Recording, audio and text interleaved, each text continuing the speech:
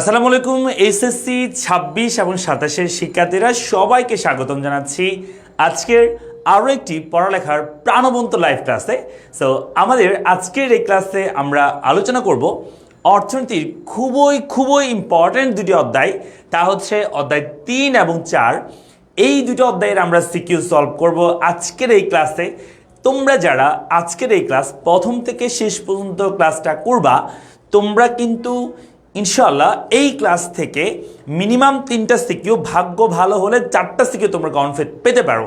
কারণ আমরা জানি অর্থনীতি প্রথম পত্রের তৃতীয় এবং চতুর্থ অধ্যায়, এই দুটো অধ্যায় খুবই গুরুত্বপূর্ণ এবং দুইটা অধ্যায় ম্যাথমেটিক্যাল, ফুল ম্যাথ। ও এই ম্যাথ তুমি যদি একটু ভালো মতো সলভ করতে জানো না, তোমার 10-এ 10 তোমাকে স্টার দিতে বাধ্য, বুঝছো? তাই এই চ্যাপ্টারগুলো কোনোভাবেই স্কিপ করা যাবে না, তোমাদেরকে অবশ্যই এই ক্লাসগুলো করতে হবে এবং এই চ্যাপ্টারগুলোতে তোমাদের এসএসসি পরীক্ষায় তোমাকে আনসার করতে হবে। তো আমাদের অর্থনীতি প্রথম পত্রের তৃতীয় অধ্যায়, এই তৃতীয় অধ্যায় থেকে মিনিমাম অধ্যায় ৩ এই তৃতীয় অধ্যায় থেকে মিনিমাম তোমাদের 2টা সিকিউ তো কম্পালসারি আসবে, মিনিমাম 2টা আসবে, আর একটাও আসতে পারে, তবে 2টার সমান খুব বেশি। আর অধ্যায় যদি বলি আমি অধ্যায় ৪, এই অধ্যায় ৪ থেকে একটা সিকিউ তো কম্পালসারি আসবে, যদি ভাগ্য ভালো হয় তাহলে 2টা সিকিউ আসতে পারে। তার মানে 2টা 4টা সিকিউ তুমি কমন পেতে পারো আজকের এই একটা ক্লাস করে 1-1.5 ঘন্টার সময় আমার সাথে থেকে। সো যারা যুক্ত আছে আমাকে ঠিক মতো শুনতে আমি দেখতে পাচ্ছ কিনা একটু জানাবে। আশা করছি সবাই ঠিক মতো আমাকে শুনতে আমি দেখতে পাচ্ছ। সো আমরা ক্লাসটা একটু শেয়ার করে দিব, শুরুতেই একটু শেয়ার করে দিবা ক্লাসটা তোমাদের বন্ধুবান্ধব থাকলে, যেন তারাও আমাদের সাথে এই ক্লাসে যুক্ত হতে পারে। সো আমরা সবাই একটু ক্লাস শেয়ার করে দিব, তোমাদের বন্ধুবান্ধব থাকলে তাদের একটু শেয়ার করে দাও, কেমন? সবাই একযোগে আমি একটু শেয়ার করে দিচ্ছি তোমাদের সাথে, যাতে অন্যান্য যারা আছে, মানে যারা অপেক্ষা করে আছে এই ক্লাসের জন্য, তারাও যেন যুক্ত হতে পারে। আমি একটু শেয়ার করে দিচ্ছি তোমাদের সাথে, কেমন? সো একটু ওয়েট করো সবাই, আমরা এখনই ক্লাস শুরু করে দিব। তোমরা এর মধ্যে একটু শেয়ার করতে থাকো, তোমাদের ফ্রেন্ডস সার্কেল যারা আছে তাদেরকে একটু শেয়ার করতে থাকো, যাতে তারাও এই ক্লাসটাতে যুক্ত হতে পারে, ঠিক আছে? আমরা মূলত আজকের এই ক্লাসে খুবই গুরুত্বপূর্ণ 2টা অধ্যায় সিকিউ আমরা পড়বো, 2টা সিকিউ আমরা পড়বো, 2টা গুরুত্বপূর্ণ অধ্যায় সিকিউ আমরা পড়বো আজকের এই ক্লাসে। ওকে, সবাই একটু জয়েন করে ফেলো, সবাই দ্রুত জয়েন করবা, ঠিক আছে? আমরা একটু সবাই ক্লাসে শেয়ার করে দিব, একযোগে সবাই শেয়ার করে দিবা ক্লাসটা, আমি শেয়ার করে দিচ্ছি তোমাদের সাথে। সো যাতে তোমাদেরও হেল্প হয়। সো সবাই একটু শেয়ার করে দাও, তোমাদের বন্ধুবান্ধব যারা আছে তাদেরকে একটু শেয়ার করে দাও, যাতে তারাও আমাদের সাথে এই ক্লাসটাতে যুক্ত হতে পারে, ঠিক আছে?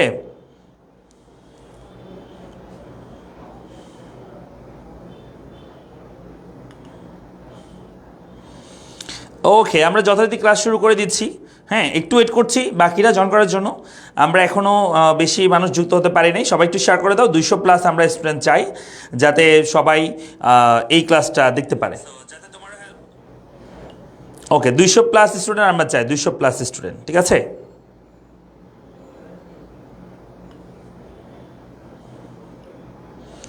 সবাই একটু শেয়ার করে দাও। আমরা আজকে যেই 2টা অধ্যায় পড়বো, চ্যাপ্টার 3 উৎপাদন ব্যয় আয় এবং চ্যাপ্টার 4 বাজার, এই 2টা অধ্যায় আমরা পড়বো আজকে। সো ঠিক আছে, সবাই আসছো? সবাইকে চলে আসছে?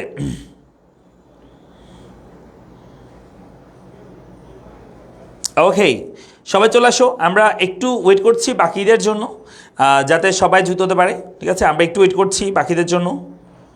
সো সবাই একটু জয়েন করে ফেলো।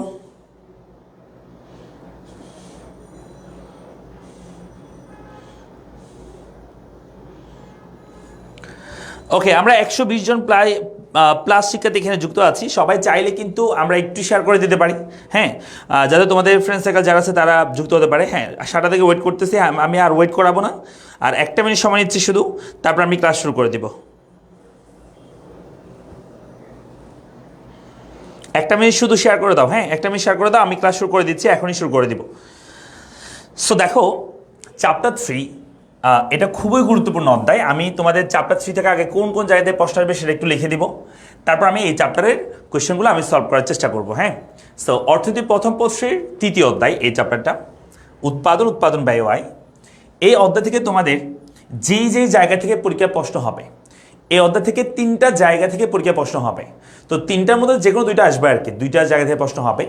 আমি একটু জায়গাগুলো লিখে দিই। একটা হচ্ছে ক্রমহ্রাসমান প্রান্তিক উৎপাদন বিধি, এইটা পরীক্ষা আসবে, বুঝছো? ক্রমহ্রাসমান প্রান্তিক উৎপাদন বিধি, এটা পরীক্ষা আসবে। 2 নাম্বার হচ্ছে উৎপাদন ব্যয়। উৎপাদন ব্যয় বলতে মূলত স্বল্পকালীন যে উৎপাদন ব্যয়, সেখান থেকে পরীক্ষা প্রশ্ন আসবে। আর এটা হচ্ছে 3 নাম্বার উৎপাদন আয়। এই 3টা জায়গা থেকে পরীক্ষা প্রশ্ন আসবে। সবাই কি ক্লিয়ার? কি বলছি? 3টা জায়গা থেকে পরীক্ষা প্রশ্ন আসবে। কি ক্রমহ্রাসমান প্রান্তিক উৎপাদন বিধি, 2 নাম্বার উৎপাদন ব্যয় থেকে, যেটা আমরা স্বল্পকালীন উৎপাদন ব্যয় বলি, সেখান থেকে, 3 নাম্বার উৎপাদন আয় বা প্রোডাকশন রেভিনিউ থেকে। এগুলো এমনি বলছি না, অভিজ্ঞতা থেকে বলছি। এবং এই জায়গাগুলো থেকে পরীক্ষা প্রশ্ন আসবে। না আসলে তুমি আমাকে এসে বলিও, স্যার আপনি বলতে দিতে প্রশ্ন আসবে কিন্তু আসে নাই। ঠিক আছে? তো সবাই একটু ক্লিয়ার কিনা একটু জানাবে কমেন্ট বক্সে। হ্যাঁ, একযোগে সবাই একটু লিখবা ক্লিয়ার। এই 3টা জায়গায় প্রশ্ন আসবে। তো আমরা আস্তে আস্তে একটা টপিক আমরা ক্লিয়ার করার চেষ্টা করবো। হ্যাঁ, তো এবার বলছে আল্লাহ আজকে আছে লাইভ পাইলাম, নাইলে মরার কারেন্ট। আচ্ছা, আমিও সেম, কারেন্টের খুবই বাজে অবস্থা। যাই হোক, আমরা চেষ্টা করছি তবুও সব প্রতিকূলতাকে কি করে মানে উপেক্ষা করে তোমাদের ক্লাসগুলো কন্টিনিউ করার জন্য। সো আল্লাহ ভরসা, যতটুকু নিতে পারি আল্লাহ ভরসা, এই আর কি। সো সবাইকে ক্লিয়ার? সবাই একটু কমেন্ট বক্সে ক্লিয়ার লিখবা দ্রুত, সবাই একযোগে কমেন্ট বক্সে ক্লিয়ার লিখবা। আর ক্লাসে শেয়ার করে দিও। কি রে, এত কম মানুষ হলে কেমন হবে? এত কম মানুষ হলে কি ক্লাস নিয়ে মজা লাগবে? দ্রুত করো সবাই, একটু শেয়ার করে দিবা। 200+ স্টুডেন্ট তো অবশ্যই দরকার এই ক্লাসে। ঠিক আছে, 200+ স্টুডেন্ট দরকার। সবাই একটু শেয়ার করে দাও সবাই। আর এমডি রোজাইবুল ইসলাম রয়েছে। ওকে, রাব্বি আমাদের সাথে আছে। আপনাকে অনেক মিস করি। SSC 25 batch, thank you. Alika Tasmin আছে আমাদের সাথে, দেরি করে ফেলেছি। Okay, no problem. তোমরা একটু শেয়ার করে দিও, যারা আস্তে আস্তে পরে শেয়ার করে দিও। ভাইয়া যদি আবার বিদ্যুৎ চলে গেলে আমাদের কিছু করার থাকবে না। ঠিক আছে, আবার বিদ্যুৎ চলে গেলে আল্লাহ ভরসা, আবার যদি আসে আবার শুরু করবো। ঠিক আছে, 9টা পর্যন্ত ফ্রি আছি, 9টা পর্যন্ত যতক্ষণ থাকে ইলেকট্রিসিটি ক্লাস চলতে থাকবে। চলো আমরা শুরু করি। আমরা প্রথম সিকিউ পড়বো। এখানে বলেছে একটি ফার্মের উৎপাদন ও ব্যয়সূচি নিম্নরূপ। একটা ফার্মের উৎপাদন আর কি সূচি বলছে? ব্যয়সূচি নিম্নরূপ বলছে। তো এখানে আমাদের প্রশ্ন বলছে যে উৎপাদন এখানে 1 2 3 4 5 6টা স্থির ব্যয় দেওয়া আছে, পরিবর্তনশীল ব্যয় দেওয়া আছে। প্রথমে আমাদের বলেছে 1 নম্বর প্রশ্ন, গড় আয় কাকে বলে? গড় আয় মানে কি? গড় আয় মানে হচ্ছে কোনো দ্রব্যের একক প্রতি বিক্রয় মূল্যকে আমরা বলি গড় আয়। একদম সহজ কথায়, কোনো দ্রব্যের একক প্রতি বিক্রয় মূল্যকে গড় আয় বলে। স্যার কেমনে স্যার? আমি যদি বলি মোটাই কি, মোটাই মানে টোটাল রেভিনিউ কি? টোটাল রেভিনিউ হচ্ছে পি ইন্টু কিউ। অর্থাৎ আমি যদি বলি তুমি 10 টাকা দামের 5টা জিনিস বিক্রি করছো, বুঝছো? তাহলে তোমার মোটাই কত হয়েছে? 10 টাকা দামের 5টা জিনিস বিক্রি করছো, মোটাই হয়েছে 50। আমি যদি বলি গড় আয় কত, গড় আয় অ্যাভারেজ রেভিনিউ কত, কি জানো? উত্তর হচ্ছে টোটাল রেভিনিউকে কিউ দিয়ে ভাগ করতে হয়, বুঝছো? টোটাল রেভিনিউ হয়েছে 50, সেটাকে আমি ভাগ করবো কিউ, মানে কয়টা জিনিস বিক্রি করছি তা দিয়ে 5 দিয়ে ভাগ করবো। তাহলে উত্তর কত হয়? 50কে 5 দিয়ে ভাগ করলে উত্তর হয় 10। দেখো তো, এই যে দাম 10 টাকা ধরছি, এই যে অ্যাভারেজ রেভিনিউ বের হয়েছে 10 টাকা, দুইটাই সেম জিনিস না? সেম জিনিস। তাই আমরা বলি গড় আয় মানে হচ্ছে কোনো দ্রব্যের একক প্রতি বিক্রয় মূল্যকে গড় আয় বলে। জাস্ট এইটুকু লিখতে পারলে হয়ে যাবে। এবার আসো 2 নম্বর বলছে শ্রমকে উৎপাদনের জীবন্ত উপকরণ বলা হয় কেন? কারণ শ্রমের কি আছে, মানে শ্রমিকের জীবন আছে। শ্রমিককে একটা কথা বললে সে সেইটা অনুযায়ী কাজ করতে পারে, নিজে কাজ করতে পারে, তাই না? স্বয়ংক্রিয়। তাই এটাকে শ্রমে কি আছে? প্রাণ আছে। যেমন মূলধনের কোনো প্রাণ নাই, তারপর হচ্ছে তোমার ভূমির কোনো প্রাণ নাই, কিন্তু শ্রমের কি আছে? প্রাণ আছে। সংগঠনের কি আছে? প্রাণ আছে। কথা কি ক্লিয়ার? ওকে, হ্যাঁ। এবার আসো, সবাইকে বুঝতেছি? আচ্ছা, 3 নাম্বার আসো। বলছে উদ্দীপকের আলোকে মোট ব্যয় সূচি তৈরি করো। বলছে এই যে উদ্দীপক, এটার আলোকে মোট ব্যয় সূচি তৈরি করো। মোট ব্যয় সূচি, মোট ব্যয়, বুঝছো? এখান থেকে তুমি মোট ব্যয় সূচি তৈরি করবা। তো মোট ব্যয়টা বের করাটা খুবই সহজ, তোমাদের জন্য আমি করে দিচ্ছি এখানে। সো আমরা 3 নাম্বারে করব, মোট ব্যয় বের করব। সো মোট ব্যয় বের করার জন্য তোমাদের এখানে কি ইনফরমেশন দেওয়া আছে দেখো। আমাদের এখানে উৎপাদনের পরিমাণ দেওয়া আছে, স্থির ব্যয় দেওয়া আছে, পরিবর্তনশীল দেওয়া আছে। আমরা এখানে মোট ব্যয় বের করব। হ্যাঁ, তো আমি শর্টকাট লিখতেছি কিউ উৎপাদনের পরিমাণ, আর স্থির ব্যয়কে আমরা বলি টিএফসি মানে টোটাল ফিক্সড কস্ট, আর পরিবর্তনশীল ব্যয়কে আমরা বলি টিভিসি টোটাল ভেরিয়েবল কস্ট, আর মোট ব্যয়কে আমরা বলি টিসি মানে টোটাল কস্ট। ঠিক আছে, সো আমরা এখানে পাঁচটা এখানে উৎপাদন করছি। তো চলো আমরা লিখি 1 2 3 4 5। একটা ক্ষেত্রে টিএফসি হচ্ছে টিএফসি সবসময় 20 করে আসে সব জায়গায়। স্থির ব্যয় কিন্তু সবসময় কি থাকে, স্থির থাকে উৎপাদন যেমনই হোক। আর পরিবর্তনশীল ব্যয় এখানে পরিবর্তন হচ্ছে 10 16 19 32 45। তাহলে আমরা লিখে ফেলি 10, তারপর হচ্ছে 16, তারপর হচ্ছে 19, এরপর আসছে 32, এরপর হচ্ছে 45। হ্যাঁ, আর টিসি টোটাল কস্ট বের করতে হবে। টিসি বের করার সূত্র হচ্ছে টিএফসি প্লাস টিভিসি। এই জিনিসগুলো তোমরা যদি না পারো, এত সহজ জিনিস যে স্থির ব্যয় আর পরিবর্তনশীল ব্যয় যোগ করলে মোট ব্যয় বের হয়, এই জিনিসটা অনেকে বোঝে না। এটা তো একদম সহজ জিনিস, তাই না?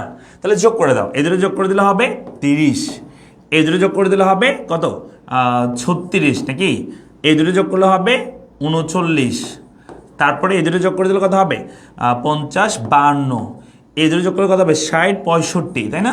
এই যে হয়ে গেছে মোট ব্যয় বা টোটাল ব্যয় বা মোট ব্যয় সূচি আমরা করে ফেলছি। তো এটা লিখে দিবা পরীক্ষায় যে মোট ব্যয়টা এই সূত্র ব্যবহার করে তুমি করছো, এটা বলে দিবা। কারণ শুধু সূচি করলে কিন্তু 3 নাম্বার দিবে না, কারণ এটা একদম সহজ হয়ে যাবে শুধু সূচি করে দিলে।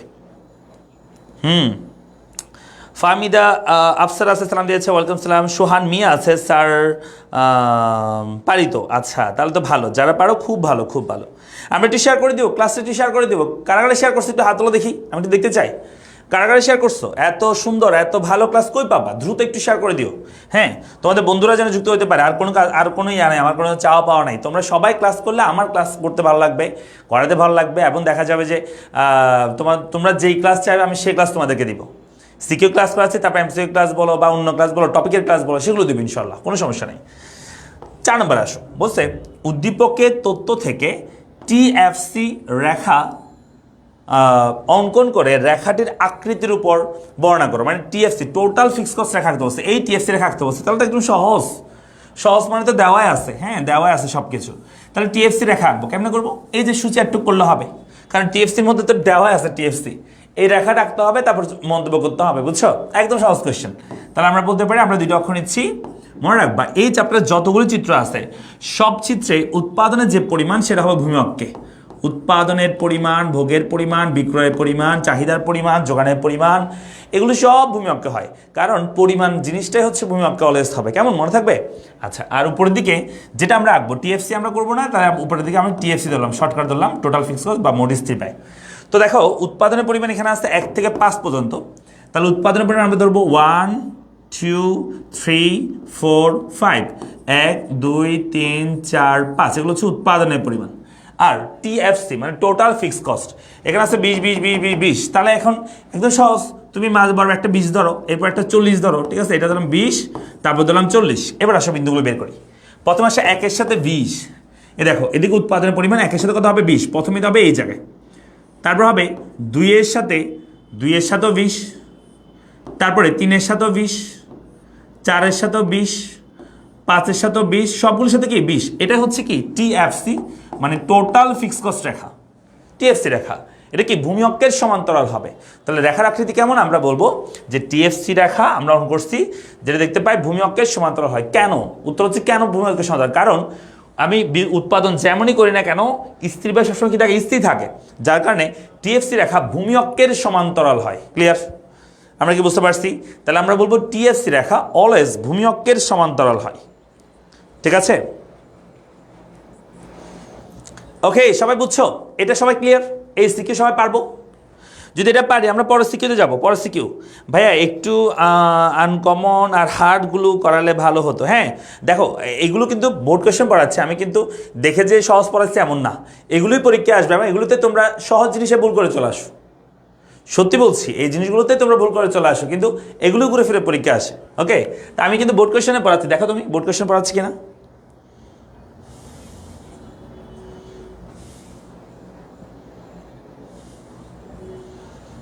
আচ্ছা, চলে আসি আমরা। তাহলে এটা গেল। আচ্ছা, একজন বলছে মুন্নি আমাদের বলছে ইকোনমিক্সের জনক এত ভালো করে বোঝায় একদম পানি পানি। হ্যাঁ, পানি পানি হো গাই। ঠিক আছে, তাহলে চলো আমরা যাই পরবর্তী কোয়েশ্চেনে। পরবর্তী কোয়েশ্চেন হচ্ছে 2 নাম্বার সিকিউ। দেখো 2 নাম্বার সিকিউতে কি বলা হয়েছে আমরা দেখতে পাচ্ছি এখানে বলা হচ্ছে নিচে একটা সূচি লক্ষ্য করো জমি দেওয়া আছে শ্রম আর মূলধন দেওয়া আছে মোট উৎপাদন দেওয়া আছে বুঝছো আর এখান থেকে আমাদের প্রশ্ন করছে জমি এখানে এক এক করে আছে জমি আর শ্রম আর মূলধন বৃদ্ধি পাচ্ছে আর মোট উৎপাদন এখানে বাড়তেছে যাই হোক আমরা প্রথমে একটা একটা করে সলভ করি প্রথম বলছি এখানে ক নাম্বার প্রান্তিক ব্যয় কি প্রান্তিক ব্যয় মানে হচ্ছে কোনো দ্রব্যের অতিরিক্ত এক একক উৎপাদন বৃদ্ধি করলে মোট ব্যয়ে যে পরিবর্তন হয় কোনো দ্রব্যের অতিরিক্ত এক একক উৎপাদন বৃদ্ধি করলে মোট ব্যয়ের যে পরিবর্তন হয় তাকে প্রান্তিক ব্যয় বলে উপযোগের মতোই প্রান্তিক উপযোগ কি কোনো দ্রব্যের অতিরিক্ত এক একক ভোগ করলে মোট উপযোগের যে পরিবর্তন হয় তাকে প্রান্তিক উপযোগ বলে সেমভাবে প্রান্তিক ব্যয় কি কোনো দ্রব্যের অতিরিক্ত এক একক উৎপাদন করলে মোট ব্যয়ের যে পরিবর্তন হয় তাকে আমরা কি বলি প্রান্তিক ব্যয় বলি সিম্পল কথা কেমন এটা বলবো 2 নম্বর বলছে যে একচেটিয়া বাজারে গড় আয় রেখা নিম্নগামী হয় কেন একচেটিয়া বাজারে গড় আয় রেখা নিম্নগামী হয় কেন তোমাদের আমি একটু বলি একচেটিয়া বাজারের আমি একটা সূচি তোমাদের করে দিই মনে রাখবা একচেটিয়া বাজারের ক্ষেত্রে এটা হচ্ছে বিক্রয়ের পরিমাণ এটা হচ্ছে দাম বুঝছো এটা হচ্ছে আমি এখানে মোট আয় টোটাল রেভিনিউ এখানে অ্যাভারেজ রেভিনিউ এখানে মার্জিনাল রেভিনিউ সবই করে দিচ্ছি কেমন দেখো মূলত যদি কোনো একটা একচেটিয়া বাজার হয় সে একচেটিয়া বাজারে বিক্রয়ের পরিমাণ 1 2 3 4 চারটা জিনিস আমি বিক্রি করতেছি দাম যখন 10 টাকা তখন মনে করে একটা বিক্রি হয় মনে রাখবা একচেটিয়া বাজারের ক্ষেত্রে দামের চেঞ্জ হয় দামের পরিবর্তন হয় এবং পূর্ণ উপজেলা বাজার ক্ষেত্রে দাম থাকে স্থির আমি যদি বলি একটা পূর্ণ উপজেলা বাজার সেই পূর্ণ উপজেলা বাজার ক্ষেত্রে দাম থাকবে কি স্থির পূর্ণ উপজেলা বাজার ক্ষেত্রে এখানে কিউ পি টিআর তারপর হচ্ছে এআর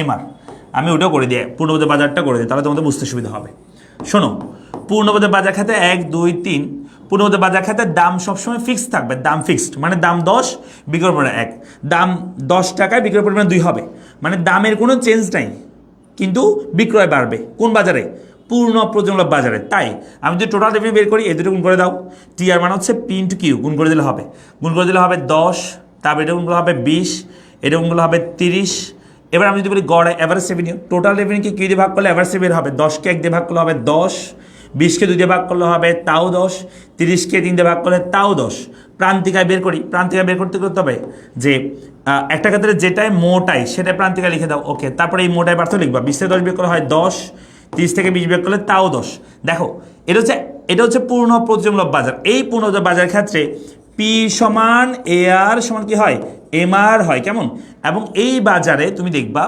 দাম এআর এমআর সমান হচ্ছে এবং সেটা ফিক্সড স্থির হচ্ছে কিন্তু একচেটিয়া বাজারের ক্ষেত্রে সেটা হয় না একচেটিয়া বাজারের ক্ষেত্রে দাম স্থির থাকে না দামটা চেঞ্জ হয় একচেটিয়া বাজার একটা পলিসি হচ্ছে বিক্রেতা যখনই দাম হ্রাস করে তখনই বিক্রয় বাড়ে একচেটিয়া বাজারে তো একচেটিয়া বাজার যখনই এখানে দাম হ্রাস পাবে তখনই মূলত বিক্রয় পরিমাণ বাড়বে দাম যদি আরও হ্রাস করে বিক্রয় আরও বাড়বে দাম আরও হ্রাস করলে বিক্রয় কি আরও বাড়বে এবার আমি যদি বলি মোটায় গড়ায় প্রান্তিকায় বের করো তো মোটা বের করবো চলো মোটা বের করলে পি ইন্টু কিউ গুণ করে দেবো এই দুটো গুণ করলে হয় 1 ইন্টু 10 উত্তর হবে 10 9 2 8 18 এটা হবে 18 3 8 24 এটা হবে 24 4 7 28 এটা হবে 28 এবার আসো আমরা এ আর এমআর বের করবো এ আর কীভাবে বের করবো এর হচ্ছে টি আরকে কিউ দিয়ে ভাগ করলে এ আর বের হয় 10কে 1 দিয়ে ভাগ করলে হবে 10 18কে 2 দিয়ে ভাগ করলে হবে 9 24কে 2 দিয়ে ভাগ করলে হবে 8 28কে 4 দিয়ে ভাগ করলে হবে 7 এই যে এ আর বের হয়ে গেছে তো কি দেখতেছো এই আরটা পি যেমন কমে যাচ্ছে এ আরটাও সেম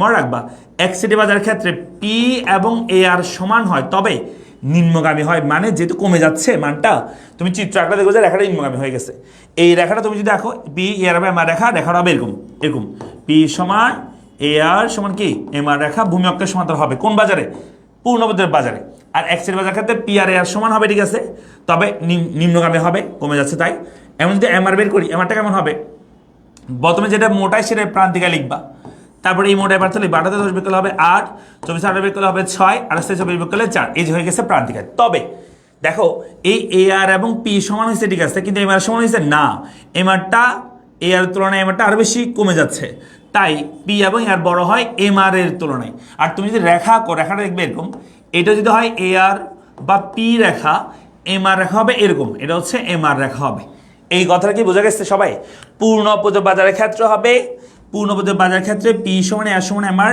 ভূমি অক্ষের সমান্তরাল হবে। এটা হচ্ছে পূর্ণ প্রতিযোগিতামূলক বাজার। যেখানে প্রতিযোগিতা থাকে সেখানে দামের চেঞ্জ হয় না, দাম স্থির থাকে, সেই দামে সবাইকে পণ্য ক্রয় বিক্রয় করতে হয়। কিন্তু একচেটিয়া বাজারের ক্ষেত্রে দামের চেঞ্জ হবে, দাম যখনই হ্রাস পাবে তখনই বিক্রয় বাড়বে। এই কথাটা বোঝা গেছে? পারবো আমরা?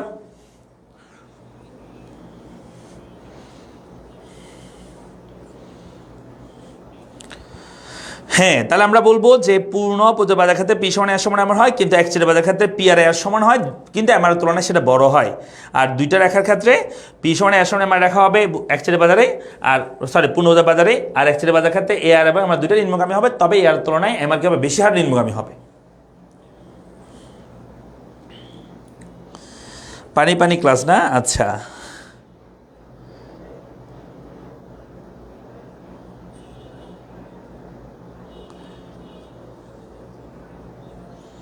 হয়েছে? সবাই ক্লিয়ার?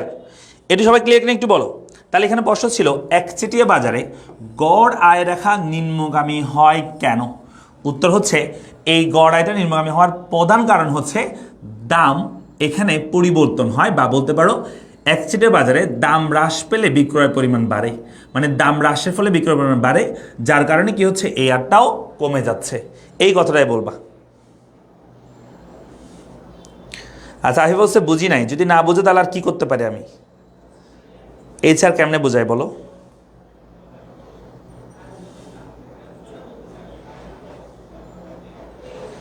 ওকে, এবার আসো 3 নাম্বার ক্লাস, সরি 3 নাম্বার প্রশ্ন।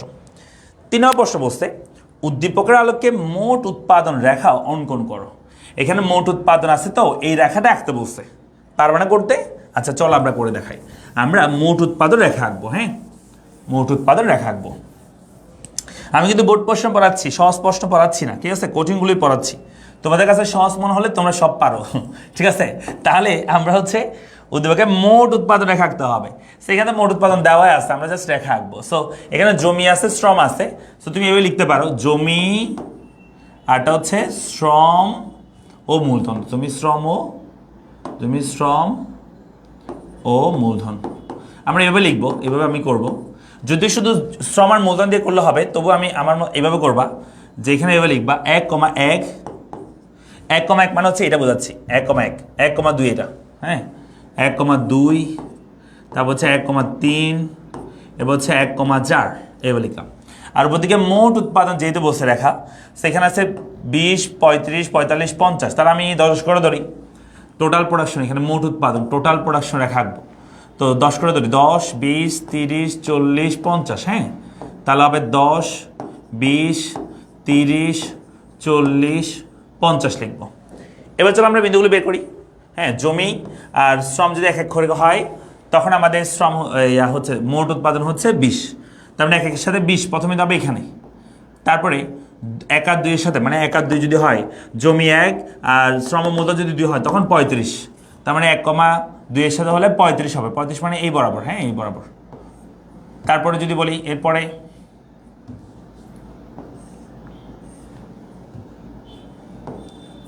তারপরে 1,3 এর সাথে হবে 45, 1,3 এর সাথে হবে 45, 45 মানে এই বরাবর।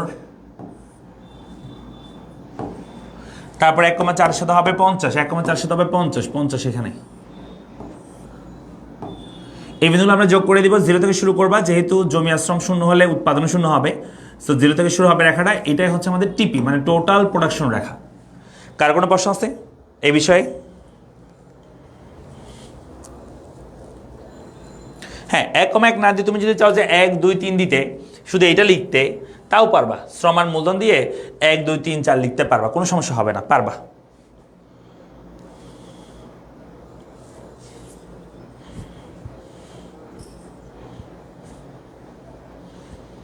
হয়েছে স্যার? একচেটিয়া বাজার কি অপূর্ণ বাজার কি একটা? যদিও হ্যাঁ, অপূর্ণ প্রযোজক বাজার এর অনেকগুলো প্রকারভেদ আছে, তার মধ্যে একটা হচ্ছে একচেটিয়া বাজার। কিন্তু আমাদের এই চ্যাপ্টারের 3য় অধ্যায়ে অপূর্ণ বাজারে যে আমরা চিত্র আঁকি বা যে সূচি করতে হয়, একচেটিয়া বাজারও সেম সূচি আসলে মনে করা হয়, ঠিক আছে? কিন্তু 4র্থ অধ্যায়ে গিয়ে সেটা না। অপূর্ণ বাজারের একটা প্রকারভেদ হচ্ছে একচেটিয়া বাজার। মূলত অপূর্ণ বাজার অনেক ধরনের হতে পারে, তার মধ্যে একটা হচ্ছে একচেটিয়া বাজার। আমরা কি বুঝছি? স্পর্শবিন্দু বুঝতে পারছো? না, স্পর্শবিন্দু বলতেছে কে বলছিল? এটা হচ্ছে সোহান মিয়া বলছে।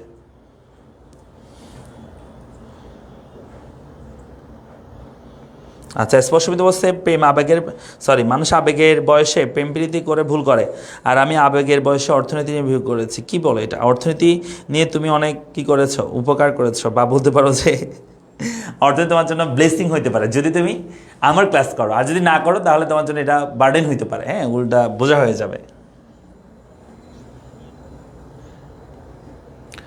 ওকে, আমরা শুরু করি। হ্যাঁ, তাহলে আমরা পরবর্তী কোশ্চেনে যাচ্ছি। জানা বলছে উদ্দীপকের আলোকে প্রান্তিক উৎপাদন রেখা অঙ্কন করো এবং রেখাটির উৎপাদনে কোন বিধির সাথে সঙ্গতিপূর্ণ বিশ্লেষণ করো। তার মানে তোকে প্রান্তিক উৎপাদন রেখা আঁকতে হবে, আর প্রান্তিক উৎপাদন তোমাকে আগে বের করতে হবে। তাহলে চলো আমরা বের করি, তারপর আমরা রেখা আঁকবো, ঠিক আছে? তো আমি এখানে 4 নাম্বার করতেছি। তো সূচির মধ্যে আমি শর্টকাট করে নিচ্ছি।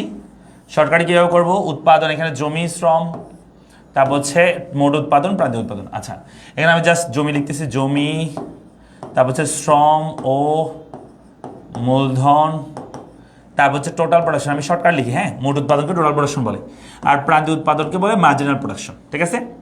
তো 4টা আছে সংমিশ্রণ, 1 2 3 4। এখানে 1 1 1 1, এটা হচ্ছে 1 2 3 4। এটাকে আমরা এভাবে ধরবো। মোট উৎপাদন এখানে আছে 20, তারপর হচ্ছে 35, এরপরটা হচ্ছে 45, তারপর হচ্ছে 50। আর মার্জিনাল প্রোডাকশন আমরা বের করি, চলো। মার্জিনাল প্রোডাকশন হচ্ছে প্রথমে 20, তারপর হচ্ছে যেটা মোট সেটা প্রান্ত লিখবা প্রথমে, তারপর হচ্ছে মোটের পার্থ লিখবা।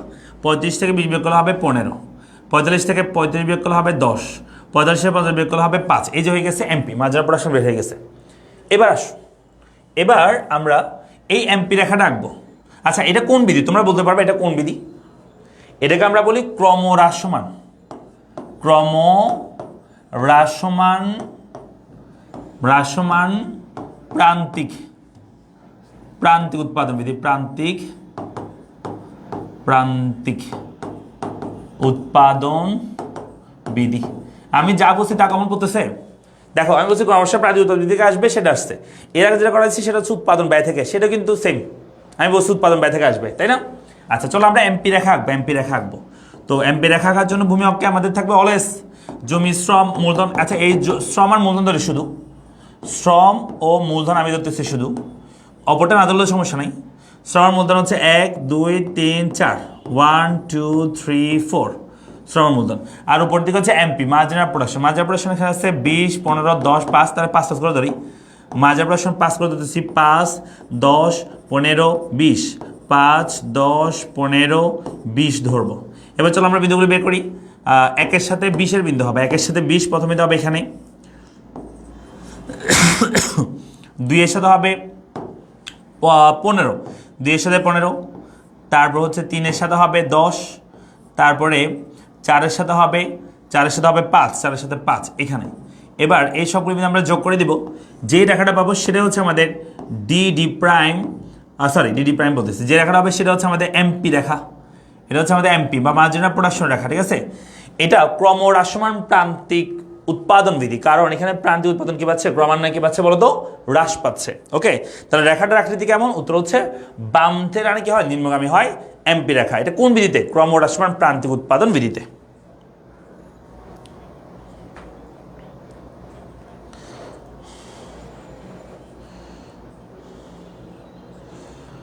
আমরা কি বুঝতেছি?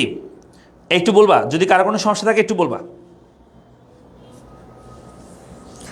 যারা প্রথম অধ্যায় ছাড়া আর কিছু পারো না, ঠিক আছে? একজন বলছে, মনিরুজ্জামান বলছে প্রথম অধ্যায় ছাড়া আর কিছু পারি না। সো তোমরা একটা কাজ করতে পারো, একদম ঠান্ডা মাথায় আমাদের একটা কোর্সে ভর্তি হয়ে যাও, ঠিক আছে? ইজিনিস কোর্স আছে, মানে ইজিনিস বই আছে, সেই বইটা নিতে পারো। এই যে বইটা আমার সামনে আছে, তো এই বইটা তোমরা নিতে পারো। আরেকটা কাজ করতে পারো, সেটা হচ্ছে তোমরা আমাদের যে একটা কোর্স, সেই কোর্সে ভর্তি যাবা। ইকোনমিক্সের ফার্স্ট ইয়ারের জন্য আছে, সেকেন্ড ইয়ারের জন্য কোর্স আছে। সেকেন্ড ইয়ারের জন্য ইকোনমিক্স টার্গেট প্লাস চলতেছে এখন, সেটাতে ভর্তি হয়ে যাও। একদম ঠান্ডা মাথায় ক্লাসগুলো করো, সব ক্লিয়ার হয়ে যাবে, একদম পানি হয়ে যাবে ইনশাআল্লাহ, ঠিক আছে? তো শেষ। আমরা তাহলে 2 নম্বর প্রশ্ন দেখলাম। চলো আসো 3 নম্বর প্রশ্ন আমরা সলভ করি। এই যে কোর্স সম্পর্কে বলতেছিলাম, কোর্স চলে আসছে। দেখো 26-এর আমাদের সব বিষয়ের ফাইনাল রিভিশন ব্যাচ আছে 2000 টাকা। আর যদি শুধু ইকোনমিক্সের চাও তাহলে 990 টাকা দিয়ে টার্গেট প্লাস ব্যাচ আছে। আর 27-এর হলে সব বিষয়ে অ্যাডভান্স ব্যাচ, আর ইকোনমিক্সের 0 to 0 ব্যাচ। আর এগুলো অনার্সের কোর্স, এগুলো তোমাদের লাগবে না, ঠিক আছে? এখন মোস্ট ইম্পর্টেন্ট যে কথাটা, সেটা হচ্ছে তোমাদের জন্য শুরু হচ্ছে সামনে। একটু দেখা দিই। দেখো তোমাদের জন্য খুব শীঘ্রই আমাদের নতুন কোর্স আসতেছে, নতুন কোর্স। সেই কোর্সটার নাম হচ্ছে র্যাপিড ব্যাচ। 1 তারিখ থেকে ক্লাস শুরু হবে, 50 দিনের চ্যালেঞ্জ এটা। এই 50 দিনের চ্যালেঞ্জে আমাদের সাথে তোমরা যারা থাকবা আশা করছি বেস্ট এটা তোমরা রেজাল্ট নিয়ে আসতে পারবা। আমাদের টার্গেট হচ্ছে এই ব্যাচে যারা ভর্তি হবে তাদেরকে শেষ মুহূর্তে সুন্দর স্মুথ একটা প্রিপারেশন, যাতে তারা এসএসসি পরীক্ষায় কনফিডেন্সের সাথে একটা ভালো রেজাল্ট নিয়ে আসতে পারে। সো এই ব্যাচের ক্লাস শুরু হবে 1 তারিখ থেকে, আমরা ক্লাস শুরু করব, ঠিক আছে। সো 1 তারিখ থেকে 1 তারিখে পরপরে শুরু হবে, 1 তারিখ ধরো আপাতত। সো এই ব্যাচে আমাদের টোটাল 150টা আমরা ক্লাস নেব, ডেলি 3 ঘন্টা করে ক্লাস হবে, 3 ঘন্টা করে 3টা করে ক্লাস হবে, ডেলি 150টা ক্লাস হবে। এবং কোর্স ফিটাও বলে দিচ্ছি 1499 টাকা, মাত্র 1499 টাকা দিয়ে তুমি সব বিষয় প্রিপারেশন কমপ্লিট করে ফেলতে পারবা। এই ব্যাচে যারা ভর্তি হয়ে যাও পেজে মেসেজ দিয়ে এখনই ভর্তি হয়ে যেতে পারো। আর আমাদের এটা লঞ্চিং হবে আগামীকালকে ইনশাল্লাহ। সো তোমরা দেখতে পাবা আগামীকালকে, এটা আমরা বিস্তারিত নিয়ে কথা বলবো। আপাতত জাস্ট একটু বলতেছি। সো যারা যারা ভর্তি হতে চাও সব বিষয়ের কোর্সে এই র্যাপিড ব্যাচে ভর্তি হতে পারো। 1 তারিখ দিয়ে ক্লাস শুরু হবে। এই 50 দিন আমাদেরকে সময় দাও, আমরা তোমাদেরকে একদম প্রিপেয়ার করে দেবো ইনশাল্লাহ, ঠিক আছে। সো আমরা যাচ্ছিলাম, যেখানে ছিলাম সেখান থেকে যাই। হ্যাঁ, এই যে এটা 3 নম্বর প্রশ্ন, চলো আমরা সলভ করি। 3 নম্বর প্রশ্ন, এখানেও সেম প্রশ্ন। এখানে বলছে উৎপাদন এখন দেওয়া আছে, মোট স্থির ব্যয়, মোট পরিবর্তনশীল ব্যয় দেওয়া আছে। বলছে উৎপাদন কি? উৎপাদন মানে হচ্ছে উৎপাদনের বিভিন্ন উপকরণ ব্যবহার করে একজন উৎপাদক যে পরিমাণ উৎপাদন করে। ও সরি, না, উৎপাদন কি সেটা বলছে। উৎপাদন কি সেটা হচ্ছে আমরা এও বলবো। উৎপাদন কি সংজ্ঞা যদি আমরা বলা হয় তাহলে আমরা বলবো যে প্রকৃতি প্রদত্ত কোনো জিনিসের বিভিন্ন পরিবর্তনের মাধ্যমে বা প্রকৃতিদত্ত কোনো দ্রব্যের বিভিন্ন পরিবর্তনের মাধ্যমে বাড়তি উপযোগ সৃষ্টি করাকে আমরা মূলত উৎপাদন বলে থাকি ইকোনমিক্সে। হ্যাঁ, এটা 3rd চ্যাপ্টারে। সো উৎপাদন বলতে আমরা বুঝবো প্রকৃতিদত্ত কোনো জিনিসের বিভিন্ন পরিবর্তনের মাধ্যমে বাড়তি উপযোগ সৃষ্টি করা। বিভিন্ন পরিবর্তন কি, যেমন রূপগত, গুণগত, স্থানগত পরিবর্তনের মাধ্যমে বাড়তি উপযোগ সৃষ্টি করা, সেটাকে আমরা বলি উৎপাদন। হ্যাঁ, এইটুকু বলবা। 2 নম্বর বলছে দীর্ঘকালে স্থির ব্যয় থাকে না কেন? শোনো, একটা প্রতিষ্ঠানের স্বল্পকালে 2 ধরনের ব্যয় থাকে, স্থির ব্যয়, পরিবর্তনশীল ব্যয়। তাই স্বল্পকালে টোটাল কস্ট বের করতে হলে আমরা টিএফসি প্লাস টিভিসি এই দুটো আমরা যোগ করি। কিন্তু লং রান টোটাল কস্টের ক্ষেত্রে কোনোই টিএফসি থাকে না, সবই টিভিসি। প্রশ্ন, স্যার কেন? কেন স্যার স্বল্পকালে স্থির ব্যয় থাকে, দীর্ঘকালে কেন স্থির ব্যয় থাকে না, শুধু পরিবর্তনশীল ব্যয় কেন? উত্তর হচ্ছে যেটা স্বল্পকাল বলতে একটা প্রতিষ্ঠানের সেই সময়কে বোঝায় যেখানে কিছু ব্যয় স্থির থাকবে, আর দীর্ঘকাল বলতে একটা প্রতিষ্ঠানের সেই সময়কে বোঝায় যেখানে কোনো ব্যয় আর স্থির থাকে না, সবই পরিবর্তনশীল হয়ে যায়। স্যার কেমনে? মনে করো আমরা একটা রেস্টুরেন্ট দিলাম, 5 বছর মালিকের সাথে আমাদের একটা ডিল হয়েছে, 5 বছর পর্যন্ত তাকে আমরা 10,000 টাকা ভাড়া দিব। আচ্ছা আমাকে বলো তো, রেস্টুরেন্টের এই যে ভাড়াটা 10,000 টাকা, এটা স্থির ব্যয় না পরিবর্তনশীল ব্যয়? উত্তর হচ্ছে এটা স্থির ব্যয়। কয় বছর পর্যন্ত? 5 বছর পর্যন্ত এটা স্থির। 5 বছর পর্যন্ত তাকে আমাকে 10,000 টাকা করে দিতে হবে, এটা স্থির। কিন্তু রেস্টুরেন্টে আমরা যে চিকেন বিক্রি করতেছি সেটা কিন্তু পরিবর্তনশীল ব্যয়। চিকেনের জন্য যে মনে করো একটা চিকেন কিনছি, কাস্টমার একজন, একটা চিকেন কিনছি, 100 টাকা খরচ হয়েছে। কাস্টমার 2 জন হলে 2টা চিকেন কিনছি, 200 টাকা খরচ হয়েছে। কিন্তু ভাড়াটা কিন্তু সেম থাকবে। কত বছর পর্যন্ত? 5 বছর পর্যন্ত। তাহলে একটা প্রতিষ্ঠানের স্বল্পকাল মানে হচ্ছে মনে করো ওই 5 বছর সময় ওই প্রতিষ্ঠানের জন্য। আসলে 5 বছর এটা জাস্ট এমন একটা আমি বলা, কিন্তু স্বল্পকাল বলতে ইকোনমিক্সে কোনো টাইম ফ্রেম না যে 2 বছরকে স্বল্পকাল, 3 বছরকে দীর্ঘকাল বলবো, 5 বছর কম হলে স্বল্পকাল, 6 বছর হলে দীর্ঘকাল, এরকম না। এটা প্রতিষ্ঠানের উপর ডিপেন্ড করে। যেই প্রতিষ্ঠানে একটা স্থির ব্যয়, একটা মানে কিছু স্থির কিছু পরিবর্তনশীল ব্যয় থাকবে, সেটা বলা হবে স্বল্পকাল চলতেছে সেই প্রতিষ্ঠানে। আর যখনই ওই স্থির ব্যয়টাও পরিবর্তন হয়ে যাবে, স্যার কখন হবে? যখন দেখতেছে আমরা 5 বছর পার হয়ে গেছে, তাহলে ওই রেস্টুরেন্টের মালিক এসে আমাদেরকে বলবে যে ভাই 5 বছর তো আপনার সাথে ডিল ছিল, আমরা 10,000 টাকা নিব, 5 বছর তো হয়ে গেছে, আমাদেরকে এখন 15,000 টাকা দিতে হবে। তাহলে এই যে যেটা স্থির ব্যয় ছিল সেটাও যখন পরিবর্তন হয়ে যাবে, তাহলে এখান তার কোনো দীর্ঘকাল তার কোনো স্থির ব্যয় থাকবে না, যেটা স্থির ছিল সেটাও পরিবর্তন হয়ে গেছে। তাই তো সেটাকে আমরা দীর্ঘকাল বলতেছি ওই প্রতিষ্ঠানের। তাই দীর্ঘকালে কোনো স্থির ব্যয় থাকে না, সবই পরিবর্তনশীল ব্যয় হয়ে যায়।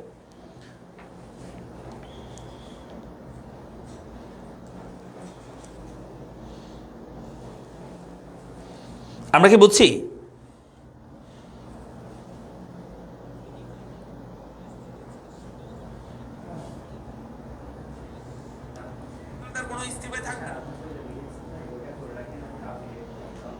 ওকে, ঠিক আছে, ওকে ফাইন। এরপর আসো 3 নাম্বার। দেখো 3 নম্বর বলছে উদ্দীপক থেকে গড় ব্যয় মানে এসি নির্ণয় করো। হ্যাঁ, এসি বের করতে হবে। তো এসি বের করতে হলে এসি মানে আবার এয়ার কন্ডিশনার ওইটা না, ঠিক আছে। এসি কেমন বের করবে দেখো, আমরা এখানে 3 নাম্বারে করবো এসি। তো আমি শর্টকাটে লিখে দিব সবগুলো। তো এসি বের করার জন্য তোমাকে প্রথমে উৎপাদনের পরিমাণ জানা থাকতে হবে, তারপর হচ্ছে টিএফসি টিভিসি এখানে দেওয়া আছে, টিসি লাগবে। টিসি ছাড়া তুমি এসি পারবা না, ঠিক আছে। টিসি ছাড়া এসি করা যায় না। তাহলে টিএফসি দেওয়া আছে, টিভিসি তাও দেওয়া আছে, টিএফসি দেওয়া আছে, টিভিসি তাও দেওয়া আছে, এবং এরপর হচ্ছে আমাদের এরপর আমরা বলতে পারি যে টিসি, হ্যাঁ, টিভিসি টিসি, আর হচ্ছে এসি। এই যে এসি বের করতে হবে, এসি বের করার জন্য তোমাকে আগে কি লাগবে, আগে টিসি তোমাকে জানা থাকতে হবে। চলো আমরা করি। 5টা না 6টা দিয়েছে, 6টা, 1 2 3 4 5 6। তো কেমন করতেছি দেখো, আমাদের উৎপাদনের পরিমাণ 1 2 3 4 5 6, আর টিএফসি হচ্ছে সব জায়গায় 5 করে আছে, 5 মানে স্থির বাই 5, স্থির বাইটা কিন্তু সবসময় স্থির থাকবে, হ্যাঁ। আর পরিবর্তনশীল হচ্ছে 5, তারপর হচ্ছে 13, এরপর হচ্ছে 19, তারপর হচ্ছে 27 40 27 40, এরপরটা 55, এটা হচ্ছে পরিবর্তনশীল ব্যয়। এবার হচ্ছে টিসি বের করি, মোট ব্যয় বের করি, জাস্ট যোগ করে দিবা। টিসি মানে হচ্ছে টিএফসি, এটা স্বল্পকালে টিসি, তো টিএফসি প্লাস টিভিসি, এই দুটো জাস্ট যোগ করে দিবা। তাহলে যোগ করো, এটার সাথে যোগ করলে হবে 10, এর সাথে যোগ করলে হবে 13 আর 5 18, হ্যাঁ। তারপর হচ্ছে এর সাথে যোগ করলে হবে 24, এর সাথে যোগ করলে হবে 27 আর 5 হচ্ছে 32, হ্যাঁ 32, তারপর 40 45, এটা তারপর এটা যোগ করলে হবে 60। এই যে হয়ে গেছে টিসি। এবার আসো এসি বের করবো। তো এসির সূত্র কি? এসির সূত্র হচ্ছে টিসিকে তুমি যদি কিউ দিয়ে ভাগ করে দাও তুমি এসি পাবা। এই মোট ব্যয়কে উৎপাদনের পরিমাণ দিয়ে ভাগ করলে গড় ব্যয় পাবা।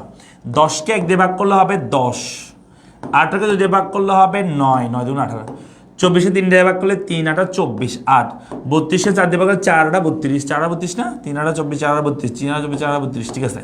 তারপরে 45-কে 5 দিয়ে ভাগ করলে 5 নং 45, তারপর 60-কে 6 দিয়ে ভাগ করলে হবে 5 10-এ, সরি 6 10-এ 60।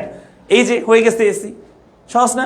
একদমই সহজ। কিন্তু এসি ব্যয় নির্ণয় করতে বসে, ও উদ্দীপকে এসি গড় নির্ণয় করে, তাহলে রেখা আঁকতে হবে না, শুধু এসি বের করতে বসে, নির্ণয় করতে বসে, রেখা আঁকার দরকার নেই। আমরা কি বুঝতেছি সবাই? ক্লাস বুঝতেছি? কেমন লাগতেছে তোমাদের ক্লাস?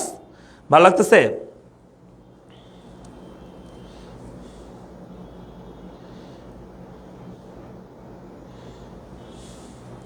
ক্লাস কি ভালো লাগতেছে? ক্লাস ভালো লাগলে সবাই একটু শেয়ার করে দিও তো, উড়াধরা একটু শেয়ার করে দাও তো দেখি। 120 জন আসছো তো, দেখি 120টা শেয়ার করে দাও একই টাইমে, অ্যাট এ টাইম 120টা শেয়ার চাই আমি। দেখবা যে এখানে একদম 200 জন স্টুডেন্ট যুক্ত হয়ে যাবে এখনই। তুমি করে দেখো না হয় তোমরা, সবাই একটু শেয়ার করে দাও তো।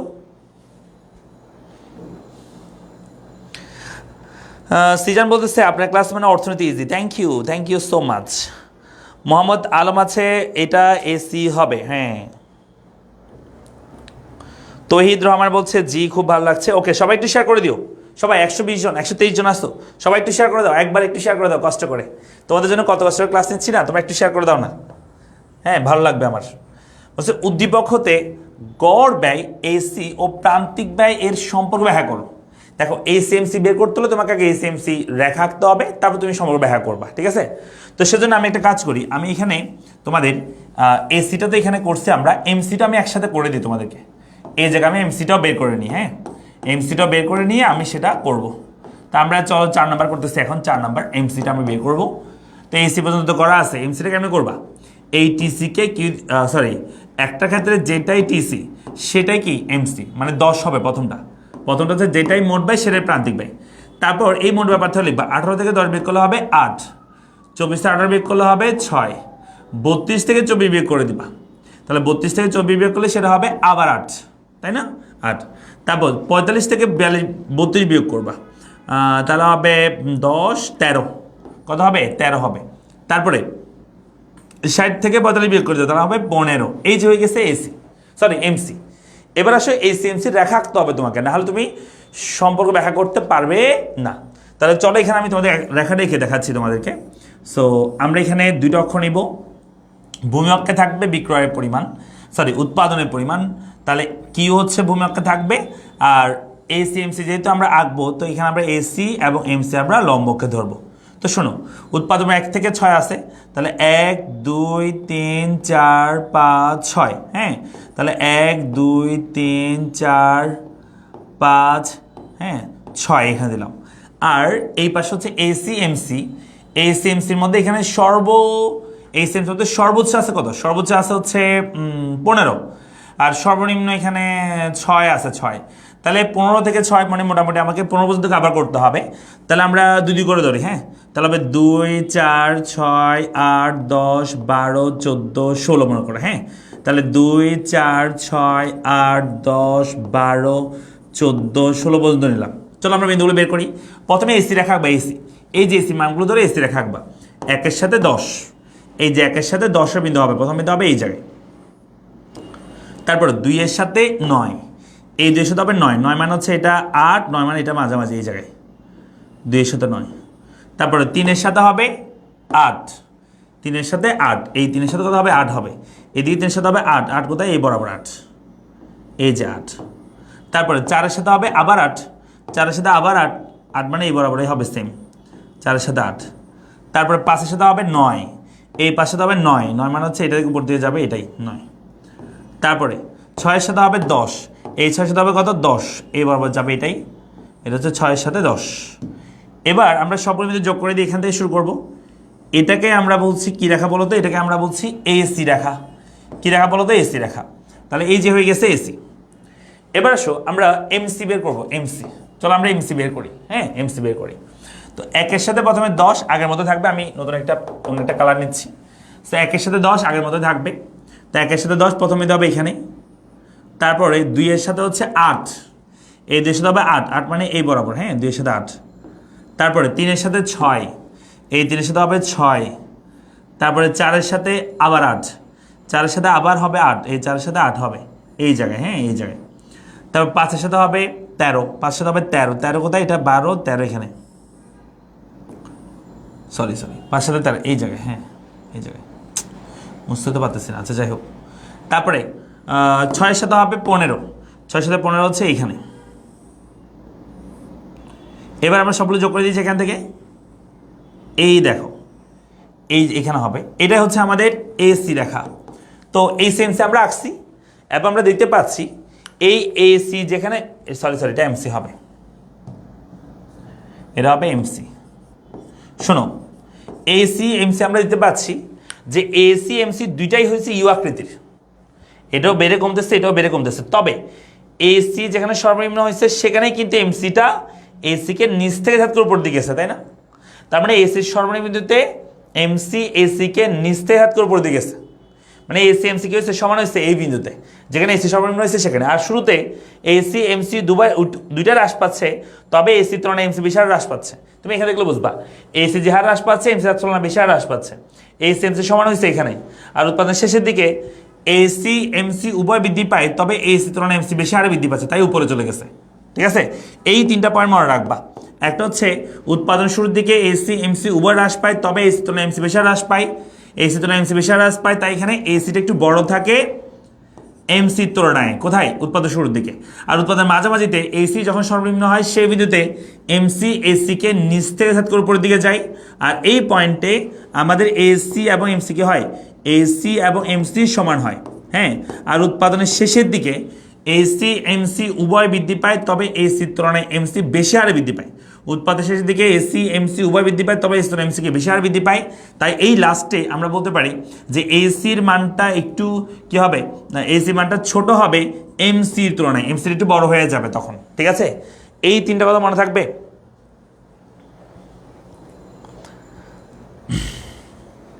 হ্যাঁ, দুইটা একসাথে থাকতে হবে, যেহেতু আমাদের সম্পর্ক ব্যাখ্যা করতে হবে, তাই এসি এমসি সম্পর্ক যেহেতু ব্যাখ্যা করতে হবে, দুইটা একসাথে করতে হবে। কেমন?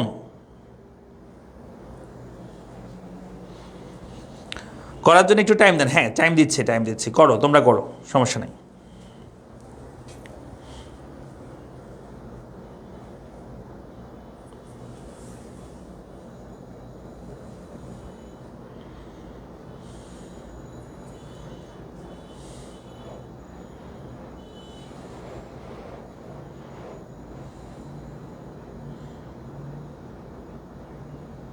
হ্যাঁ, পরীক্ষার খাতায় এক চিত্রের মধ্যে 2টা আঁকতে হবে, যেহেতু এসি এমসির সম্পর্ক ব্যাখ্যা করতে হবে। আর সম্পর্ক ব্যাখ্যা তখনই করা যায় যখন 2টা চিত্র তুমি একই সাথে করবে, একই জায়গায় করবা। হ্যাঁ, লেখার জন্য একটু সময় দিচ্ছি।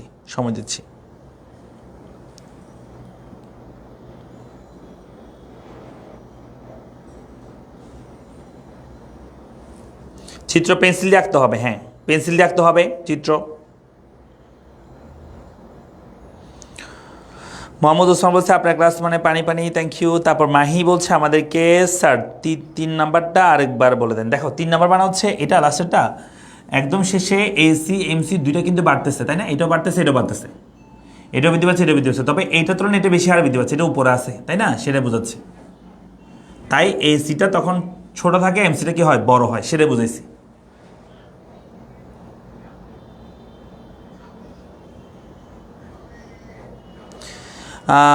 ভাইয়া একচেটিয়া বাজারে চিত্র করেন, ইনশাল্লাহ করবো, একটু ওয়েট করো, 14 যাবো তো, এখনই যাবো 14 আমরা, একটু ওয়েট করো, জাস্ট একটু ওয়েট করো, আমাদের একটু সময় দাও, আমরা থার্ড অধ্যায়টা আগে ক্লিয়ার করে আসি একটু।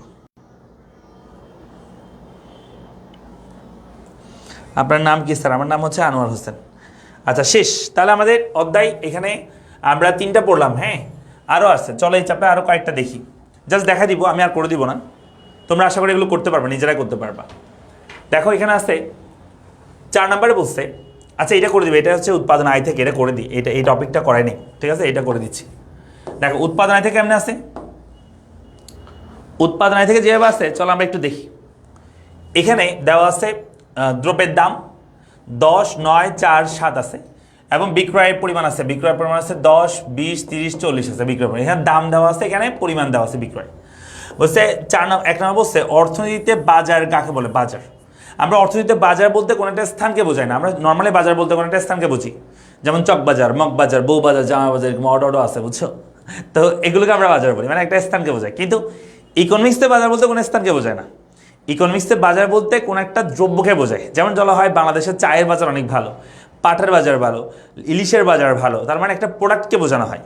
তাহলে বাজার বলতে অর্থনীতিতে কোনো স্থানকে বোঝায় না, বরং কোনো দ্রব্যকে বোঝায়, যা ক্রেতা ও বিক্রেতার প্রত্যক্ষ পরোক্ষ দরকার ভিত্তিতে এক নির্দিষ্ট দামে মূলত ক্রয় বিক্রয় হয়ে থাকে, সেটাকে আমরা বাজার বলে থাকি। হ্যাঁ, যেখানে পণ্য ক্রয় বিক্রয় হয়, একটা দ্রব্য ক্রয় বিক্রয় হয় সেটা।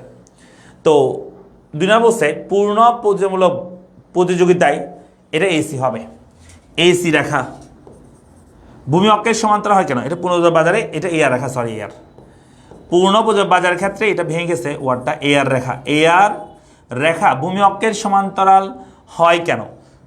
পুনর্বাজার বাজারের ক্ষেত্রে এআর রেখা বলতে পারো, পূর্ণবাজার বাজার ক্ষেত্রে এআর রেখা ভূমি অক্ষের সমান্তরাল হয় কেন? তোমাদের একটু আগে আমি করে দিয়েছিলাম, পূর্ণবাজার বাজার ক্ষেত্রে পি সমান এআর সমান কি এমআর হয়, তাই না? তাহলে পূর্ণবাজার বাজার ক্ষেত্রে পি সমান এআর সমান এমআর হয় কেন বলো তো? কেন বলো তো পি সমান এআর সমান এমআর হয় কেন? কারণ দামটা নির্দিষ্ট থাকে, দাম কি থাকে? নির্দিষ্ট থাকে পূর্ণবাজার বাজার ক্ষেত্রে, তাই পি সমান এআর সমান এমআর রেখা ভূমি অক্ষের সমান্তরাল হয়ে থাকে। 3 নম্বর বলছে উদ্দীপকের আলোকে এআর এবং এমআর রেখা নির্ণয় করো, মানে এই বাজারে এআর এবং এমআর বের করতে হবে। আচ্ছা তোমরা আমাকে বলো আগে, এটা কোন বাজার? এটা কোন বাজার একটু বলো তো? যেখানে দামটা 10, 9, 4, 7 হচ্ছে, দাম চেঞ্জ হচ্ছে, আর বিক্রয়ের পরিমাণটা তাই পরিবর্তন হচ্ছে, তাহলে এটা কোন বাজার? এটা না বলতে পারলে তাহলে আমি আর ক্লাস করাবো না, ঠিক আছে? এটা বলতে না পারলে, কারণ আমি শুরুতেই এটা বলে দিছি, আমি 2টা বাজার লিখে দিয়েছিলাম, একচেটিয়া বাজার মানে অপূর্ণবাজার বাজার বা একচেটিয়া বাজারের সাথে পূর্ণবাজার বাজারের কি ডিফারেন্স সেটা আমি সূচি করে দেখাইছিলাম, ঠিক আছে? একটু বলো সবাই দেখি।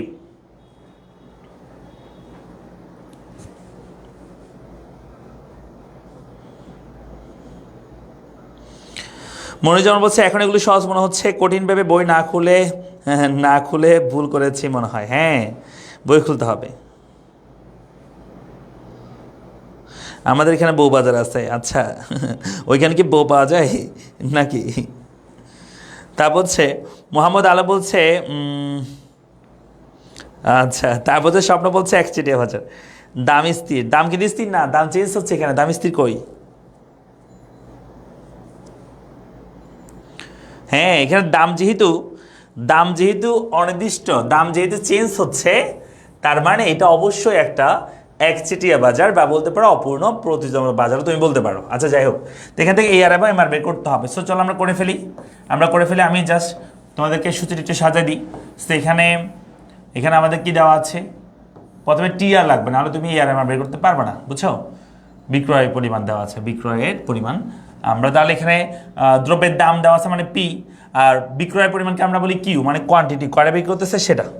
হ্যাঁ, বিক্রয় পরিমাণ হচ্ছে কিউ, কোয়ান্টিটি কয়টা বিক্রি করতেছে সেটা। এরপর আমরা বলতে পারি টিআর, মানে total revenue, average revenue, marginal revenue, এই 3টা আমাদের বের করতে হবে, এআর এবং এমআর বের করতে হবে আর কি, ঠিক আছে? এআর এবং এমআর বের করবো সবাই। তো আমাদের এখানে 10 9 4 7 10 আছে এখানে, 10 আছে, 9 আছে, এটা 4 না, এটা 8 হবে, এটা মূলত 8 8 7 হবে, ঠিক আছে, তাই না? এটা 10 20 30 40, তো হ্যাঁ এটা 8 7 হবে, ঠিক আছে, এটা হবে 8, তারপর হচ্ছে 7, আর এখানে হচ্ছে কিউ কোয়ান্টিটি পরিমাণ হচ্ছে 10, তারপর হচ্ছে 20, এরপর 30 40, হ্যাঁ, তাহলে এতটা আমি বিক্রি করতেছি আর কি, তাহলে দাম হ্রাস করতেছে, তাই বিক্রয় পরিমাণ বাড়তেছে। এবার আসলে টিআর এআর এবং এমআর বের করবো, মোটা বের করবো, টিআর টোটাল রেভিনিউ, এই দুটো গুণ করে দিলে হবে, এই দুগুলো হবে 10 10 100, এটা হচ্ছে মোটাই, 9 2 18 180, ঠিক আছে, 3 8 24 240, এরকম হলে 4 7 28 280, তারপর এ আর এমআর বের করি, চলো এ আর এমআর বের করি। এ আর এমআর হচ্ছে, এ আর হচ্ছে তোমার টিআরকে কিউ দিয়ে ভাগ করলে, কিউ দিয়ে ভাগ করলে এয়ার বের, টিআরকে কিউ দিয়ে ভাগ করলে এয়ার বের হবে, 110 দিয়ে ভাগ করলে হবে 10, 180কে 20 দিয়ে ভাগ করলে হবে 9, তুমি করে দেখো। তারপর 240কে 30 দিয়ে ভাগ করলে হবে 8, 280কে 40 দিয়ে ভাগ করলে হবে 7, এগুলো একটা সহজ ওয়ে আছে। দাম আর অ্যাভারেজ রেভিনিউ কিন্তু সবসময় সমান হয়, বুঝছো, অলওয়েজ মাথা রাখবা। এরপর সে এমআর বের করি, এমআর এমআর হচ্ছে এটা যদি এমআর হচ্ছে প্রথমে যেটা মোটাই সেটাই প্রান্তিকায়, একটা ক্ষেত্রে যেটাই মোটাই সেটা কি হয় প্রান্তিকায়, তাই না, প্রথমটা ক্ষেত্রে, তাহলে 10 সরি এখানে 100, তাহলে এটা হবে 100 এমআর। তারপর হচ্ছে 180 যদি হয় তাহলে 180 থেকে 100 বিয়োগ করলে হবে 80, 240 থেকে 80 বিয়োগ করলে হবে 60, তারপরে 280 থেকে 240 বিয়োগ করা হবে 40, এই যে হয়ে গেছে এমআর। তাহলে এমআর আমরা পেয়ে গেছি, এআর আমরা হয়ে গেছি। এবার আসো, এবার আমরা যেটা কাজ করবো সেটা হচ্ছে আমরা এআর এবং এমআর নির্ণয় করতে, আচ্ছা নির্ণয় করতে বলছে, রেখা আঁকতে বলো না, তাহলে নির্ণয় করতে বললে তো হয়ে গেল। এআর এবং এমআর বের করছি, এআর কেমনে করছি সেটা বলে দিবা। এআর মানে হচ্ছে টিআর ডিভাইডেড বাই কিউ, আর এমআর মানে হচ্ছে, এমআর এর সূত্র হচ্ছে delta TR divided by delta Q. এগুলো আসলে সূত্র জাস্ট মনে রাখার কিছু না, তুমি সূত্র ইজিলি করতে পারবা। এআর ক্ষেত্রে টিআরকে কি দিয়ে ভাগ করলে এআর বের হবে, আর এমআর ক্ষেত্রে একটা ক্ষেত্রে যেটাই মোটায় সেটা প্রান্তিকায়, তার মোটায় পার্থক্য লিখবে। 180 থেকে 100 বিয়োগ করলে 80, 240 থেকে 180 বিয়োগ করলে 60, 280 থেকে 240 বিয়োগ করলে 40, এভাবে তোমরা করবা, ঠিক আছে, পারবো আমরা।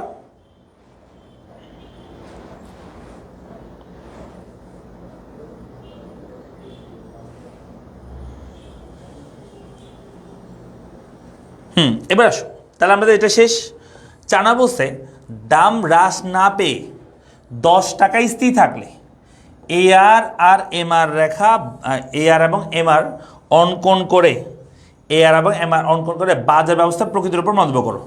তার মানে বলছে দামটা যদি হ্রাস না পায়, দামটা যদি সবসময় কি থাকে, স্থির থাকে, 10 10 10 10 থাকে, আমরা যদি পাচ্ছি এটা একটা কি রেখা, একচেটে বাজার, কারণ এখানে দাম কি হচ্ছে, পরিবর্তন হচ্ছে। কিন্তু আমি যদি বলি দামটা স্থির আছে, তাহলে কি হবে সে কথাটাই বলছে। তাহলে চলো আমরা করি, দাম যদি স্থির থাকে সেটা কি হয়ে যাবে, পূর্ণ প্রতিযোগিতামূলক বাজার হয়ে যাবে, বুঝছো। তাহলে আমরা চলো দামটা স্থির করে ফেলি, তো দামটা স্থির করে ফেলি। সো দাম বিক্রয় পরিমাণ মোটায় গড়ায় প্রান্তিকায়, ঠিক আছে, তো দাম হচ্ছে এটা, দাম এটা বিক্রয় পরিমাণ, দাম বিক্রয় পরিমাণ, টিআর টোটাল রেভিনিউ, এআর এবং কি এমআর আমরা বের করবো। সো দাম এখানে আছে 10 10 10, মানে দাম সবসময় কি থাকবে, এখানে স্থির থাকবে, ফিক্স থাকবে। আমরা লিখবো দাম 10, তারপরটাও 10, হ্যাঁ বাংলা লিখি 10 10 10 10। কিউ যদি বলি কোয়ান্টিটি বিক্রয় পরিমাণ, এখানে আছে 10 20 30 40, এখানে লিখবো 10 20 30 40। আসো মোটা বের করি, টোটাল রেভিনিউ টিআর, টিআর বের করতে হলে পি ইন্টু কিউ, হ্যাঁ গুণ করে দিবে, জাস্ট গুণ করতে হবে 10 10 100, এদের গুণ করলে হবে 200, তারপর হচ্ছে 300, তারপর হবে 400, গড়াই। চলো আমরা এআর হবে আমরা বের করি, এআর কত, এই টিআরকে কিউ দিয়ে ভাগ করলে এআর বের হবে, টিআরকে কিউ দিয়ে ভাগ করো, 10কে 10 দিয়ে ভাগ করলে, 100কে 10 দিয়ে ভাগ করলে হবে 10, 200কে 20 দিয়ে ভাগ করলে হবে তাও 10, 300কে 30 দিয়ে ভাগ করলে তাও 10, 400কে 40 দিয়ে ভাগ করলে তাও 10। দেখছো এই যে দাম এবং এভারেজ রেভিনিউ কি হয়েছে, সমান হয়েছে। কোন বাজারে, এক্সের বাজারও হইতে পারে, অপূর্ণবাজার বাজারও সেম হবে, ঠিক আছে, সরি পূর্ণবাজার বাজারের ক্ষেত্রে হবে, এক্সের বাজারের ক্ষেত্রে হবে। আর এমআরটা ভিন্ন হবে, এমআরটা চলো, এমআরটা হচ্ছে একটা ক্ষেত্রে যেটাই মোটায় সেটাই প্রান্তিকা লিখে দেবো 100, তারপরে 200 থেকে 100 বের করলে তাও 100, 300 থেকে 200 বের করলে তাও কত, 200 করলে তাও 100, তারপর 400 থেকে 300 বিয়োগ করলে তাও 100, ঠিক আছে, এটা আমরা পেয়ে গেছি। তাহলে টিআর, হ্যাঁ ঠিক আছে, তাহলে আমরা দেখতে পাচ্ছি এমআর হচ্ছে এখানে 100 করে, আর টিআর, ঠিক আছে, তারপর হচ্ছে এআর হচ্ছে এখানে সবসময় কি 10 করে আছে। তাহলে এখানে পি এবং এআর সমান হচ্ছে, পি এবং এ আর কি হচ্ছে সমান হচ্ছে। তবে এখানে একটা বিষয় নিয়ে যে আমরা ক্রিয়েট হয়েছে সেই বিষয়টা আমি তোমাদেরকে বুঝাই বলি। সেই বিষয়টা হচ্ছে এখানে এই যে বিক্রয়ের পরিমাণটা এখানে 100 200 300 10 20 30 40 হওয়ার কারণে তোমাদের এখানে একটা ঝামেলা সৃষ্টি হয়েছে। এই যে এমআরগুলো এখানে 10 10 10 হয় নাই, মানে 100 হয়ে গেছে সবগুলো। আসলে এটা এখানে 10টাই মিলে হচ্ছে 100, এখানে 10টা মানে 20টাই মিলে হচ্ছে কত, মানে 100 বোঝাচ্ছে আর কি, বুঝছো? তো এটা একটু ঝামেলা হয়ে গেছে। যাই হোক, মানে পি সমান এর সমান এম আর হয় নাই আর কি। কেন হয় নাই? এখানে এই যে কোয়ান্টিটির পরিমাণটা 10 20 30 দেওয়ার কারণে 1 2 3 দিলে কিন্তু হইতো, সেম হইতো, বুঝা গেছে? 1 2 3 দিলে কিন্তু সেম হয়ে যাইতো, ঠিক আছে? আচ্ছা যাই হোক, তো আমাদের just A R by M R বের করতে বসতে, আমরা এ আর বাই এম আর বের করছি, তারপর হচ্ছে এ আর বাই আমরা অঙ্কন করতে বসতে। তাহলে চলো আমরা করি। এ আর বাই এম আর রেখা আমরা আঁকবো। তো এ আর রেখা আঁকলে এরকম হবে। আমরা কি ভুল করছি কোনো জায়গায়? এরকম দাঁড়া 1 মিনিট আমি দেখি। টি আর 10 10 100 20 200, ঠিক আছে তো? 300 400, আচ্ছা। এই আর যদি করলে এটাকে 10কে এটা দিয়ে ভাগ করলে 10 10 100, 200কে 20 দিয়ে ভাগ করলে 10, 300কে 30 দিয়ে ভাগ করলে 10, 400 ভাগ 10। আচ্ছা, এরপর হচ্ছে এমআর বের করবো। এমআর এর ক্ষেত্রে একটা ক্ষেত্রে যেটা মোটাই, একটা ক্ষেত্রে যেটা মোটাই সেটা প্রাণ দিকাই, ঠিক আছে? এটা করছি, ঠিক আছে। কিন্তু এখানে ঝামেলাটা হয়ে গেছে এই জায়গায় 10 20 30 40 দেওয়ার কারণে। এখানে যদি এক করে দিত 1 2 3 4, তাহলে আমাদের জন্য এটাও সহজ হয়ে যেত, 10 10 হয়ে যেত, চিত্র একটা আঁকলে হয়ে যেত। কিন্তু এখানে একটু ঝামেলা হয়ে গেছে। ঝামেলা হচ্ছে চিত্র আমাদেরকে দুইটা আঁকতে হবে, বুঝছো? চিত্র দুইটা আঁকতে হবে। একটা হচ্ছে আমাদের কিউ, এখানে কিউ, এখানে হচ্ছে আমাদের এ আর অ্যাভারেজ রেভিনিউ উপরে দিলাম, হ্যাঁ। তো বিক্রয় পরিমাণ হচ্ছে, বিক্রয় পরিমাণ 10 20 30, তাহলে 10 20 30 40, তাহলে 10 20 30 40। আর এ আর যদি বলি আমি, এ আর এখানে 10 করে আসছে, তাহলে এখানে আমরা এ আর 10 দিলাম, উপরে করে একটা 20 দিলাম, ঠিক আছে? তাহলে 1 এর সাথে 10, 2 এর সাথে 10, 3 এর সাথে 10, 4 এর সাথে 10, এটা হচ্ছে আমাদের এ আর রেখা। কিন্তু আমাদের এম আর রেখাটাও সেম হইতো যদি এখানে 10 10 করে না দিত। আসলে 1 2 3 করে দিলে ভালো হইতো, বুঝছো? যাই হোক, আমাদের এম আর রেখাটা যদি দেখি, এম আর রেখাটা সেম হবে এরকম 0। আমি যদি এখানে এঁকে দেখাই, এম আর রেখাটা আলাদা করে রাখতে হবে, ঠিক আছে? যেহেতু এখানে এগুলো এটা ডিফারেন্স চলে আসছে। কিউ উপর হবে এম আর, তো সেক্ষেত্রে এখানে হবে 10 20 30 40, 10 20 30 40। তো এম আরটা এখানে আছে 100, এক জায়গা করে 100 দাও, উপর আরটা 200 দাও, ঠিক আছে? তাহলে এখানে হবে 10 সাথে 100, 20 সাথে 100, 30 সাথে 100, 40 সাথে 100। এই যে রেখাটা, এটা হচ্ছে এম আর রেখা। তাহলে হ্যাঁ, এটাও ভূমিমকের সমান্তরাল হবে, ঠিক আছে, কিন্তু মানটা একটু চেঞ্জ। এখানে 10, এখানে হচ্ছে 100 অবস্থায় 100 বরাবর হইতে হবে, এটাই হচ্ছে চেঞ্জ, আর কিছু না।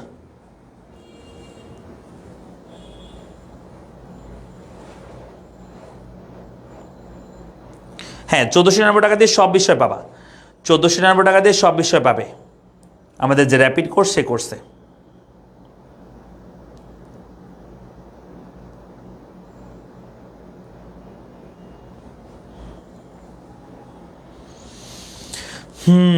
Okay fine. এবার চলো ঠিক আছে, ওকে। এবার আমরা এই পরবর্তী কোশ্চেনে যাই।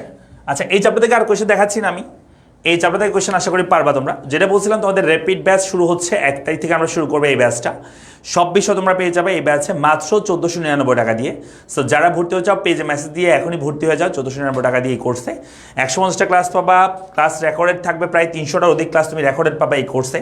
পিডিএফ পাবা, তুমি লেকচার শিট পাবা, হ্যাঁ, মানে সকল সাবজেক্টে তুমি পিডিএফ পাবা। প্রতিদিন 3 ঘন্টা করে ক্লাস হবে, সপ্তাহে 7 দিন 7 দিন ক্লাস চলবে। একদম 50 দিনের একটা প্যাকেজ, 150টা ক্লাস পাবা তুমি, টোটাল 150 প্লাস পাবা, 150 না আরও বেশি পাবা, ঠিক আছে? সো আমরা তাহলে এইটা না করি, এটা তোমরা পারবা। এখানে মূলধনের পরিমাণ দেওয়া আছে, এখানে প্রান্তিক উৎপাদন দেওয়া আছে। সো বলছি উদ্দীপকের সূচি হতে মোট উৎপাদন টিপি রেখা করো। তো তোমরা মোট উৎপাদন আগে বের করতে পারবে না, প্রান্তিক উৎপাদন দেওয়া থাকলে মোট উৎপাদন করা যায় না, টোটাল প্রোডাকশন করা যাবে না। টোটাল প্রোডাকশন কেমন করবা? একটা ক্ষেত্রে যেটাই প্রান্তিক উৎপাদন সেটাই মোট উৎপাদন লিখে দিবা, 5 লিখে দিবা। তারপর ওই 5-এর সাথে পরে প্রান্তিক যোগ করে দিবা। এই 5 সাথে 7 যোগ করলে হবে 12, 12-এর সাথে 9 যোগ করলে হবে 12-এর সাথে 9 যোগ করলে হবে 21। তারপর 1 সাথে হচ্ছে তোমার 11 যোগ করবে, 1 সাথে 11 যোগ করলে হবে 1 সাথে 31 32। তারপর 32 সাথে 13 যোগ করবো, 32 সাথে 13 যোগ করলে হবে 32 35, তারপর হচ্ছে 45। তাহলে এটা হচ্ছে 45। এই হচ্ছে তোমার কি, তোমার টিপি টোটাল প্রোডাকশন, ঠিক আছে? তারপর এটা বের করে টিপি রেখা আঁকতে বসতে, আঁকতে পারবে না।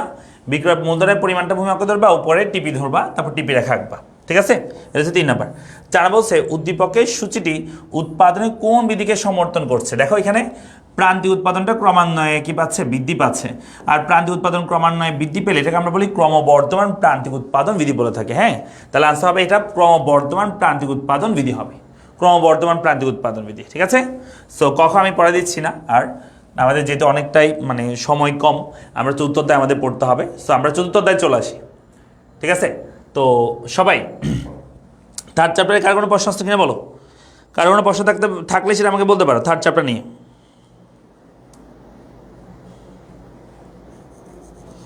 হ্যাঁ, 1490 টাকায় সব বিষয় পাবা, বললাম তো 1490 টাকায় সব বিষয় পাবা। পড়ালেখা পেজে মেসেজ দাও, বিস্তারিত জেনে কোর্সে ভর্তি হয়ে যাও। ঠিক আছে,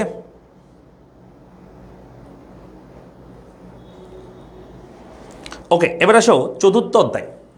চতুর্থ অধ্যায়টা পুরোপুরি চিত্র আসে পরীক্ষায়। সো চিত্রগুলো তোমাদেরকে ভালো করে বুঝতে হবে, বেসিক ক্লিয়ার থাকতে হবে। তো যারা চিত্রগুলো ভালো বুঝো, মানে বেসিক ক্লিয়ার আছে, তাদের জন্য এটা সহজ। আচ্ছা, এটা তৃতীয় অধ্যায় থেকে প্রশ্ন আসছে, ACMC রেখা আসছে। সেখান থেকে বলছে যে ACMC এর মধ্যে সম্পর্ক ব্যাখ্যা করে, যে আমি অলরেডি তোমাদের করে দিছি। আর এই সিইউ আকৃতির হওয়ার কারণ বিশ্লেষণ করো। কারণ এই সিইউ আকৃতি হয় কারণ কি, কারণ আমাদের মানে স্থির ব্যয়টা সবসময় স্থির থাকে, কিন্তু গড় পরিবর্তনশীল যে ব্যয়,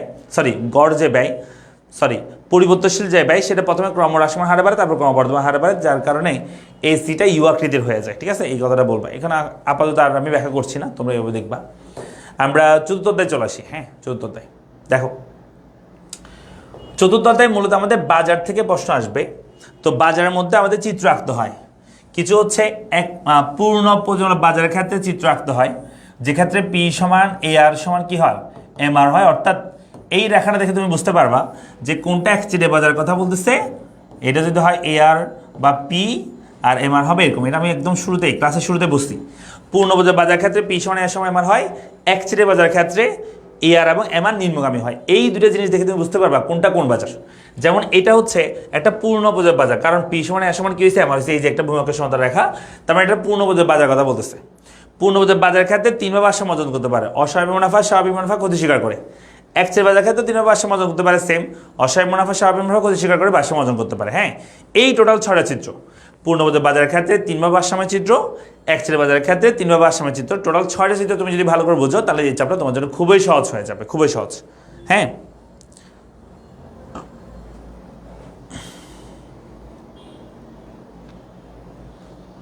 তো চলো আমি তোমাদেরকে কয়েকটা সলভ করে দিই, কীভাবে সলভ করতে হয় সেটা তোমাদের দেখা দিই।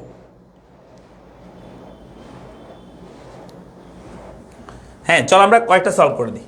দেখো, প্রথম আমাদের কোয়েশ্চেন করছে এখান থেকে, এই সিকিউরিটা দিচ্ছে, এটা একটা পূর্ণ বাজার।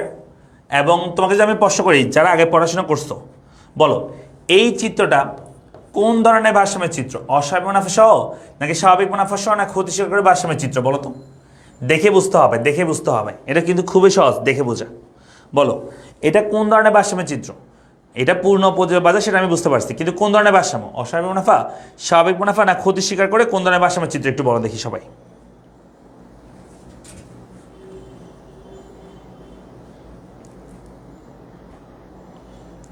স্যার স্লো মোশনে বলেন একটু। আচ্ছা ঠিক আছে, আস্তে আস্তে বলবো, আস্তে আস্তে বলতেছি আমি। একটা পারলে সব পারবা এই ধরনের ম্যাথ। ঠিক আছে, একটা পারলে হবে ভালো করে।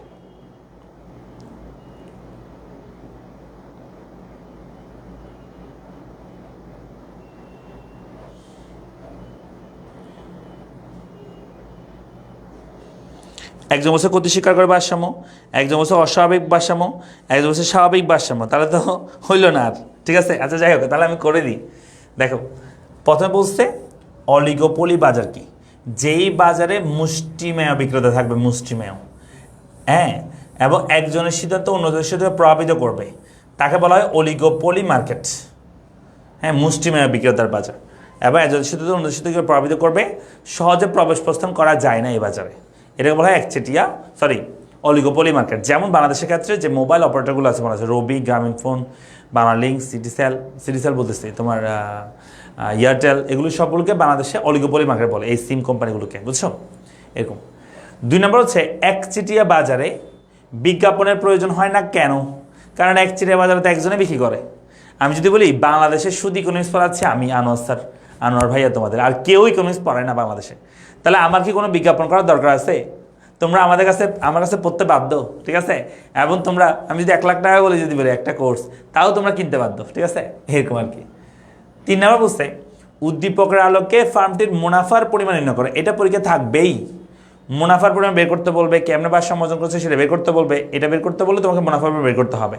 তার মানে কেমনে ভারসাম্য অর্জন করছে সেটা বের করতে চাইলে তোমাকে মুনাফা আগে জানতে হবে। মুনাফা জানলে তুমি বলতে পারবা, ঠিক আছে? তো চলো আমরা মুনাফাটা বের করি, মুনাফাটা আমরা বের করার চেষ্টা করি। 3 নম্বরে বলছে উদ্দীপক আলোকে মুনাফার পরিমাণ নির্ণয় করো। তা আমরা এখানে মুনাফার পরিমাণ কি করবো? নির্ণয় করবো উদ্দীপক আলোকে। সো কেমনে করবো? আমরা এখানে 3 নম্বর করতেছি। সো দেখো, প্রথমে তোমাকে বের করতে হবে মোট আয়। 3টা জিনিস এখানে বের করতে হয়। মোট আয় বা যেটাকে বলা হয় টোটাল রেভিনিউ, ঠিক আছে? এটা তোমাকে বের করতে হবে। এটার সূত্র হচ্ছে Q into AR. Q into AR হচ্ছে মোট আয়ের সূত্র। আর তোমাকে বের করতে হবে 2 নম্বর মোট ব্যয়। মোট ব্যয়, আর মোট ব্যয় হচ্ছে টিসি। টিসি সূত্র হচ্ছে কিউ ইন্টু এসি। এটা তোমাকে বের করতে হবে। তারপর হচ্ছে তাহলে মোট আয়, মোট ব্যয়, তারপর তোমাকে মুনাফা বের করতে হবে, মুনাফা। আর এই মুনাফার সূত্র হচ্ছে, এটাকে আমরা পাই দিয়ে প্রকাশ করি ইকোনমিক্সে। এটার সূত্র হচ্ছে টিআর মাইনাস টিসি। অর্থাৎ এই যে দুইটা বের করছো, একটা থেকে আটটা বাদ দেওয়া, এই যে মোটা থেকে মোট ব্যয়টা বাদ দেওয়া, ঠিক আছে? এটা দিয়ে তোমাকে করতে হবে। এই 3টা সূত্র তুমি যদি মুখস্থ করতে না পারো, তাহলে এই চ্যাপ্টার তোমার জন্য আসে নাই। জাস্ট এই 3টে সূত্র মুখস্থ করতে হবে এই চ্যাপ্টারে, আর কোনো কিছু নেই। তাহলে আমি আবার বলতেছি, মোট আয় মানে হচ্ছে কিউ ইন্টু এআর, মোট ব্যয় মানে হচ্ছে কিউ ইন্টু এসি, আর মুনাফা মানে হচ্ছে TR minus TC. TR minus কি বলো? টিসি। তাহলে মোট আয় মানে হচ্ছে কিউ ইন্টু এআর, মোট ব্যয় মানে কিউ ইন্টু এসি, আর মুনাফা মানে হচ্ছে টিআর মাইনাস টিসি। বুঝে গেছে? তো দেখো আমরা করি, চলো আমরা করি। এই চিত্রের মধ্যে আমি যদি বলি, প্রথম আসো মোট আয় বের করি, কিউ ইন্টু এআর। কিউ মানে হচ্ছে এই যে নিচেরটা, কিউ মানে হচ্ছে নিচেরটা। আসসালামু আলাইকুম। হ্যাঁ আঙ্কেল ভালো আছে, আমি ক্লাসে, তো আপনাকে কল দিচ্ছি, আমি ক্লাস থেকে বের হয়ে। আচ্ছা ঠিক আছে, জি জি ঠিক আছে, ওকে ওকে ঠিক আছে, ওকে জি জি ঠিক আছে। দেখো আমরা যেটা বলছিলাম যে কিউ মানে হচ্ছে কোয়ান্টিটি। সো এখানে ভারসাম্য অবস্থায়, এটা ভারসাম্য হচ্ছে এমআর এবং এমসি, যেখানে ছেদ করে সেখানে মূলত ভারসাম্য হয় এটা। সে অবস্থায় আমাদের উৎপাদনের পরিমাণ হচ্ছে 50। তাহলে এখানে কিউ মানে হচ্ছে 50, কিউ মানে 50। আর অ্যাভারেজ রেভিনিউ কত? এই চিত্রের মধ্যে ভারসাম্য অবস্থায় অ্যাভারেজ রেভিনিউ রেখা হচ্ছে এইটা, এই যে এআর রেখা। এই রেখার মান হচ্ছে 40। দেখো অ্যাভারেজ রেভিনিউ এখান থেকে আসলে পাবা, অ্যাভারেজ রেভিনিউ এই যে আর রেভিনিউ এখানে পাবা 40। তাহলে এখানে আমরা 40 লিখবো, 40, ঠিক আছে? এটা হচ্ছে 40। তাহলে আনসার কি? 50 ইন্টু 40। 50 ইন্টু 40 যদি গুণ করে দেওয়া হয়, তাহলে কত হয়? 4 5 20। 4 5 20, 0 দুটো বসে দাও, 2000। কত হবে? 4 5 20, 2000। এটা একটু ইয়া হয়ে গেছে, 2000। এটা হচ্ছে আমাদের মোট আয়। আর মোট ব্যয় কি? Q into AC. কিউ আগের মতো, কিউ হচ্ছে 50। আর এসি কত? এসি হচ্ছে এখানে, এসি হচ্ছে এখানে বি বিন্দুতে এসি মান হচ্ছে 30। তাহলে এসি হচ্ছে 30, এখানে আমরা 30 বসা দাও। তাহলে আনসার কত হবে? 50 ইন্টু 30 গুণ করে দাও, 3 5 15। এটা হবে 3 5 15 লিখে 0 0 2 বসে দাও, 1500। তাহলে মুনাফা কত? মুনাফা হচ্ছে টিআর মাইনাস টিসি। টিআর কত? এই যে 2000 টিআর। আর টিসি কত? টিসি হচ্ছে এই যে 1500, টিসি 1500, এই যে বসা দাও, হয়ে গেছে। তাহলে আনসার হচ্ছে 500। যখন তুমি দেখবা মুনাফার পরিমাণ এখানে এরকম ধনাত্মক আসবে, তার মানে এখানে অস্বাভাবিক মুনাফা ভারসাম্য হয়েছে। অস্বাভাবিক মুনাফা, স্বাভাবিক মুনাফা সহ ভারসাম্য হয়েছে। ভারসাম্য, অস্বাভাবিক মুনাফা সহ ভারসাম্য হয়েছে এখানে। বুঝা গেছে? আর যখন তুমি দেখবা যে এখানে আনসারটা 0 আসছে, তার মানে স্বাভাবিক মুনাফা সহ ভারসাম্য বলবা। আর যদি এখানে দেখতেছো ঋণাত্মক আসছে, মাইনাস চলে আসছে, মুনাফার পর মাইনাস হয়ে গেছে, তখন বলবা ক্ষতি স্বীকার করে ভারসাম্য অর্জন করেছে। আমার কথা কি বুঝা গেছে? পারবো কি সবাই? টিআর আরেকবার বুঝাই দেন। আচ্ছা, টিআর মানে হচ্ছে কিউ ইন্টু এআর। দেখো কিউ মানে হচ্ছে, তুমি একটু দেখো, এই রেখাটা হচ্ছে, এই রেখাটাই হচ্ছে পি সমান এআর সমান এমআর রেখা, বুঝছো? তো ভারসাম্য অবস্থায় আমি যদি বলি উৎপাদন করছে 50টা, আর এখান থেকে তুমি যদি এই রেখা বরাবর তুমি যদি এআর এর মান খুঁজতে চাও, তাহলে এখানে আসবা, এই যে AR, P R C, price, revenue এবং কস্ট সবগুলো এখানে পাবা। তো রেভিনিউ এখানে এআর চাচ্ছ, তো এটা মান হচ্ছে এখানে 40, কত আছে 40 আছে। রেখাটা এই বরাবর হওয়াতে তোমরা বুঝতে পারতেছো না আসলে, রেখাটা একটু বাঁকা ধারা হলে তাহলে বুঝতে পারতো যে এই অবস্থায় আমাদের এয়ার, ঠিক আছে, এরকম বুঝতে পারতো আর কি। আর যাই হোক, এটা হচ্ছে আমাদের এয়ার রেখা, তাই এয়ার এর মান হচ্ছে এটা 40, এয়ার এর মান কত 40, এটা বুঝবা।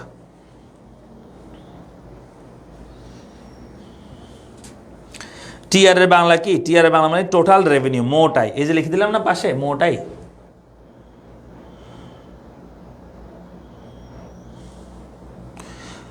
কোর্সে কি শুরু থেকে করাবেন নাকি? হ্যাঁ, অবশ্যই শুরু থেকে পড়ানো হবে, সব কিছু শুরু থেকে পড়ানো হবে।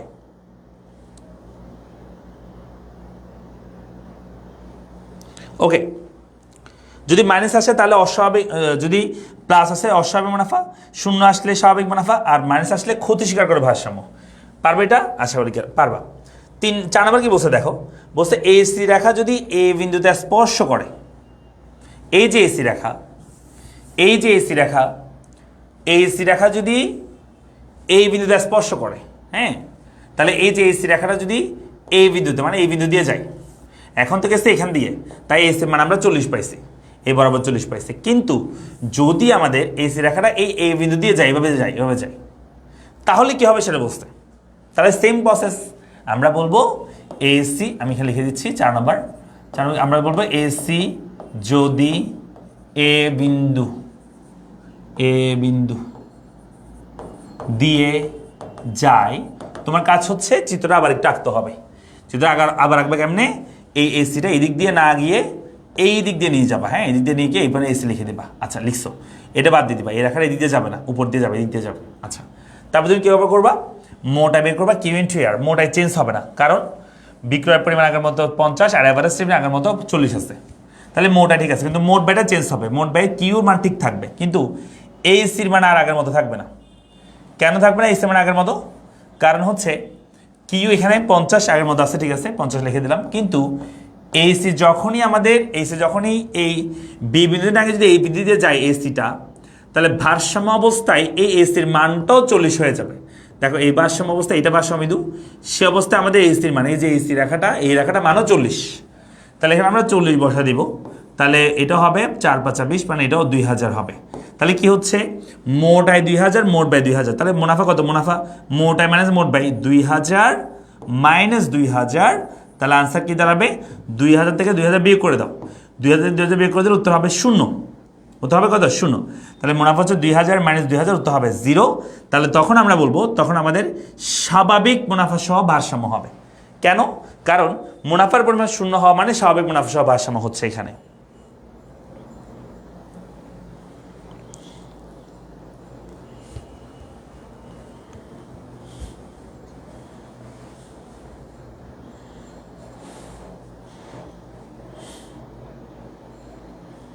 হয়েছে? পারবো?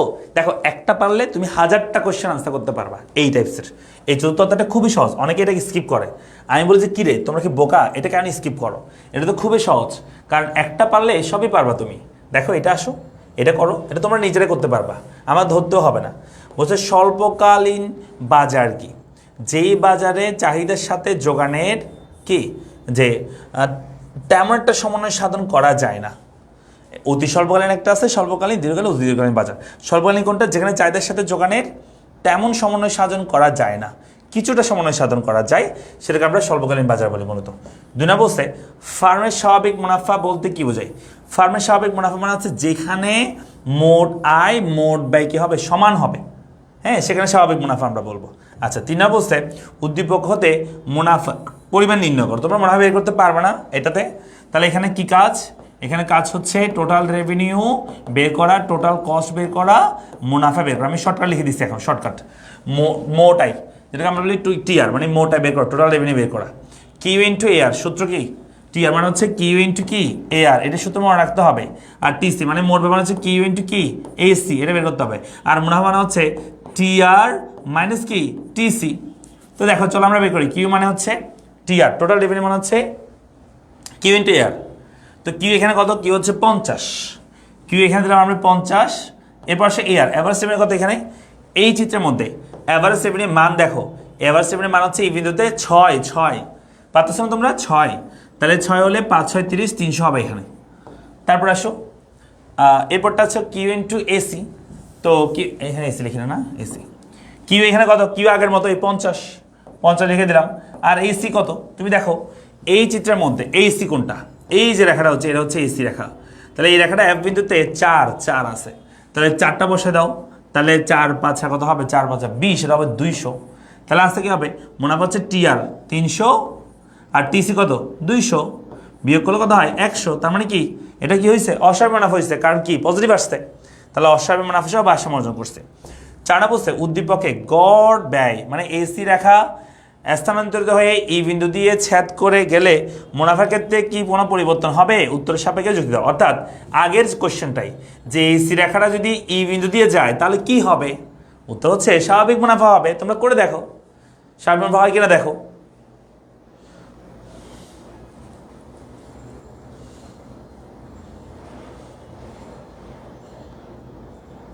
আমরা কি বুঝতেছি, পারবো?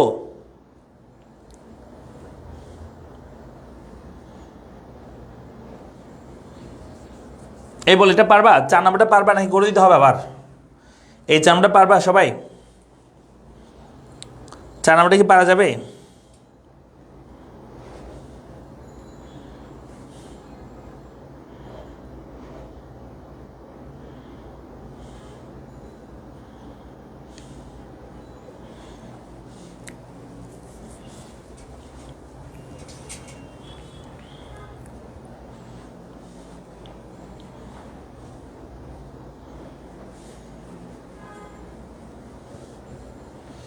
ভাইয়া পারবো পারবো, ওকে ফাইন। তাহলে আমরা পরবর্তী কোশ্চেনে চলে যাই। এখানে দেখো সবগুলো কোশ্চেনে কিন্তু সেম, সবগুলো কোশ্চেন কি একই রকম দেখতে। আসো এটা একটু দেখি সবাই। এখানে মূলত তৃতীয় অধ্যায় পড়লে এটা আরো ভালো বুঝতে পারবা। তৃতীয় অধ্যায় আমরা পড়ছি না, সেজন্য এটা আরো সহজ হয়ে যাবে তোমার জন্য। এটা মূলত তৃতীয় অধ্যায়ের কোশ্চেন, ঠিক আছে? বলছে একচেটিয়া বাজার কি, যে বাজারে মাত্র একজন কি থাকবে, বিক্রেতা থাকবে, অসংখ্য কি থাকবে, ক্রেতা থাকবে। 2 নম্বর, পূর্ণ প্রতিযোগিতামূলক প্রতিযোগিতায় ক্রেতা ও বিক্রেতাকে দাম গ্রহীতা বলা হয় কেন? কারণ পূর্ণ প্রতিযোগিতা বাজারের ক্ষেত্রে দামটা ফিক্স থাকে, সেটা ক্রেতা এবং বিক্রেতা দুইজনকে মেনে নিতে হয়। ক্রেতাও কিছু বলতে পারে না, বিক্রেতা কিছু করতে পারে না, ঠিক আছে? যে দামটা ফিক্স থাকে সেটা দিয়ে সবাই কিনে সবাই বিক্রি করে। তাই এখানে দাম গ্রহীতার বাজার বলা হয়, এটাকে পূর্ণ প্রতিযোগিতার বাজারকে দাম গ্রহীতার বাজার বলে, কারণ দাম ফিক্সড। 3 বলছে উদ্দীপকের ভিত্তিতে অদ্রব্যের, এখানে মানে হচ্ছে এটা, এটা বুঝেছে, এইটা এটা বিক্রয়ের পরিমাণ, এখানে হচ্ছে দাম দেওয়া আছে। মানে হচ্ছে এই যে পি এ দ্রব্যের ক্ষেত্রে ফার্মের মোট আয় মানে টোটাল রেভিনিউ রেখা অঙ্কন করো। মোট আয় রেখা তো বলছে মোট আয়। তো দেখো এখানে দাম আছে, কোয়ান্টিটি আছে, মোট আয় বের করা যাবে না। ওই যে থার্ডে আমরা পড়ছি, থার্ডে আমরা কি পড়ছি আমি একটু আগে করে দিচ্ছি। দেখো এখানে দাম আছে, প্রাইস আছে, এবং প্রাইস অফ এ দ্রব্য, এবং কি দেওয়া আছে যে কিউ কোয়ান্টিটির বিক্রয় পরিমাণ দেওয়া আছে। তাহলে বলছে এ মোট আয় বের করতে টিআর, তাহলে এখানে টিআর করে দিবা সরাসরি। তাহলে চলো আমি করি, দেখাই তোমাদেরকে। তো দেখো বিক্রয় পরিমাণ এখানে দাম আছে 10 10 10, দাম সবসময় ফিক্স, দাম ফিক্স আছে এখানে। তার মানে কোন বাজার এই বলো তো? দাম স্থির থাকলে কোন বাজার হয় সেটা। আর বিক্রয় পরিমাণ হচ্ছে 1 2 3 4, তাহলে মোটা বের করে এটির সাথে গুণ করে দিবা। 10 একে 10, 10 দুগুণ 20, 3 10 30, 4 10 40। তাহলে কত, এটা কোন বাজার হবে? এটা অবশ্যই পূর্ণ প্রতিযোগিতামূলক বাজার, কারণ দাম কি এখানে ফিক্স আছে। কেমন ফিক্স আছে? ওই তৃতীয় অধ্যায়ের কোয়েশ্চেনের মতো, ঠিক আছে? মোটা বের করছে, মোটা আয় রেখা অঙ্কন করতে বলছে, শুধু বের করলে হবে না, আয় বের করতে হবে। রেখা এমনি আঁকবা, এখানে বিক্রয় পরিমাণ, এই যে বিক্রয় পরিমাণটা এখানে ধরবা, আর উপর দিকে টি আর ধরবা, টোটাল রেভিনিউ। বিক্রয় পরিমাণ আছে 1 2 3 4, 1 2 3 4, আর মোটা আছে না 10 20 30 40, তাহলে 10 করে ধরি, 10 20 30 40, 10 20 30 40। ঠিক আছে, চলো আমরা বের করি। 1 এর সাথে 10, 1 এর সাথে 10, 2 এর সাথে 10, 3 এর সাথে 30, 4 এর সাথে 40। এই যে বিন্দুগুলো যোগ করে দাও, সেটা হচ্ছে টিআর, টোটাল রেভিনিউ রেখা হয়ে গেছে। দেখো তো পার কিনা মোটা রেখা। জানা বলছে উদ্দীপকে বি দ্রব্যের ক্ষেত্রে ফার্মের এআর এবং এমআর রেখার আকৃতি লেখচিত্রের মাধ্যমে দেখাও। তার মানে লেখচিত্র তোমাদের আঁকতে হবে, মানে চিত্র আঁকতে হবে আর কি মূলত। হ্যাঁ, কোন বাজারে? এই বাজারে, যে বাজারের দাম কি হচ্ছে, পরিবর্তন হচ্ছে। তাহলে এই যে পরিবর্তিত দাম এবং বিক্রয় পরিমাণ দেওয়া আছে, তোমরা কি এআর এবং এমআর রেখা বের করতে পারবা? প্রথমে মোটাই করবা, তারপরে এআর করবা, তারপরে এমআর করবা। পারা যাবে? এটা আমি করে দিছি, তৃতীয় অধ্যায় করে দিছি।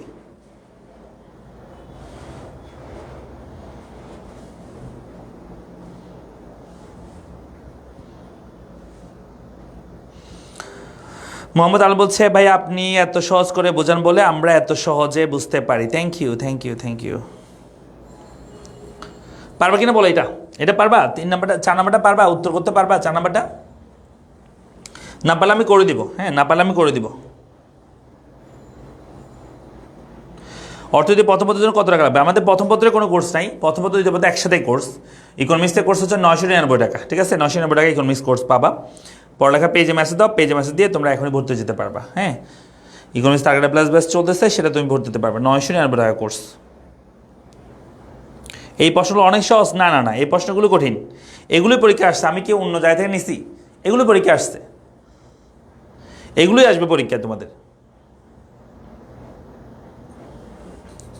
স্যার এক্সাম আগে সবগুলো কভার করবেন? হ্যাঁ অবশ্যই কভার করবো না কেন? আমাদের যে এখন এমসিকিউ আমরা সিকিউ যে ক্লাস করতেছি সেটা তো 1 সপ্তাহের মধ্যে আমরা কভার করে ফেলবো সবগুলো, ফার্স্ট টাইম বা দুইটাই।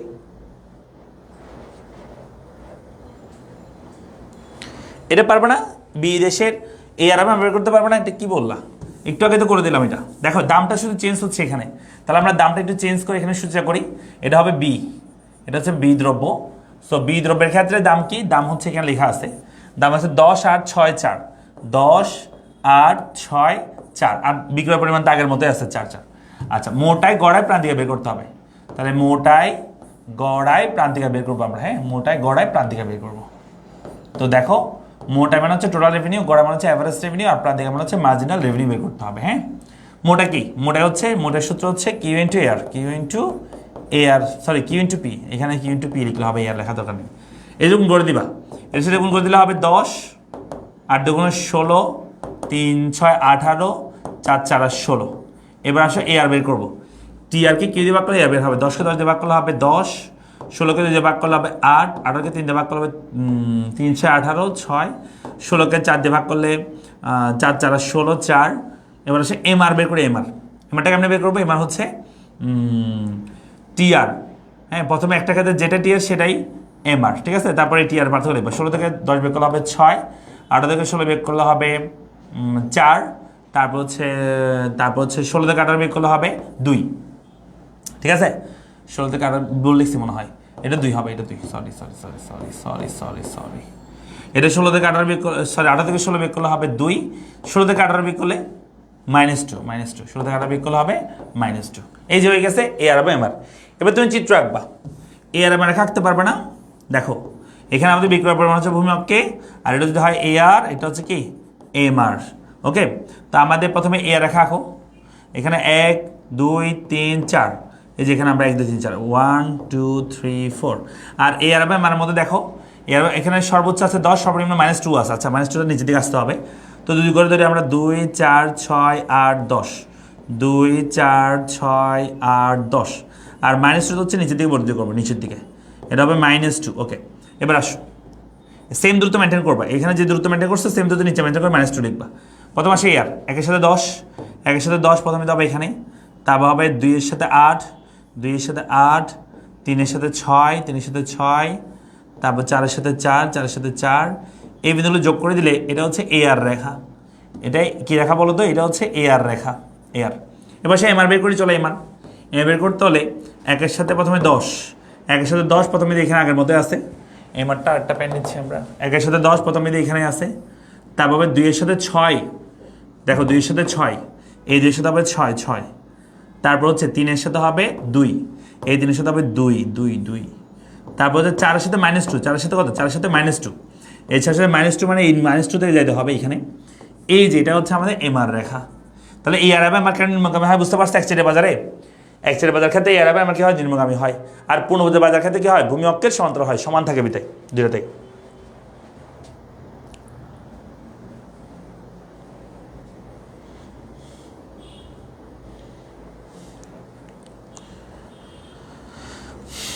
তোমরা কি বুঝতেছো আমার কথাবার্তা? হ্যাঁ, সব ঠিকঠাক? ওকে, তাহলে আর আর একটা ম্যাথ দেখা দিব, জাস্ট করা দিব না, শেষ করে দিব ক্লাস, ঠিক আছে? এটা দেখা দিব আর করা দিব না। আচ্ছা, তোমরা যারা আমাদের কোর্স সম্পর্কে জানতে যাচ্ছে, আমি আবার বলছি, আমাদের ইকোনমিক্সের জন্য এখন ইকোনমিক্স টার্গেট প্লাস ব্যাচ চলতেছে। 26-এর জন্য, 27-এর জন্য ইকোনমিক্স 0 to Hero ব্যাচ চলতেছে। আর 26-এ আমাদের সব বিষয়ের নতুন ব্যাচ শুরু হচ্ছে।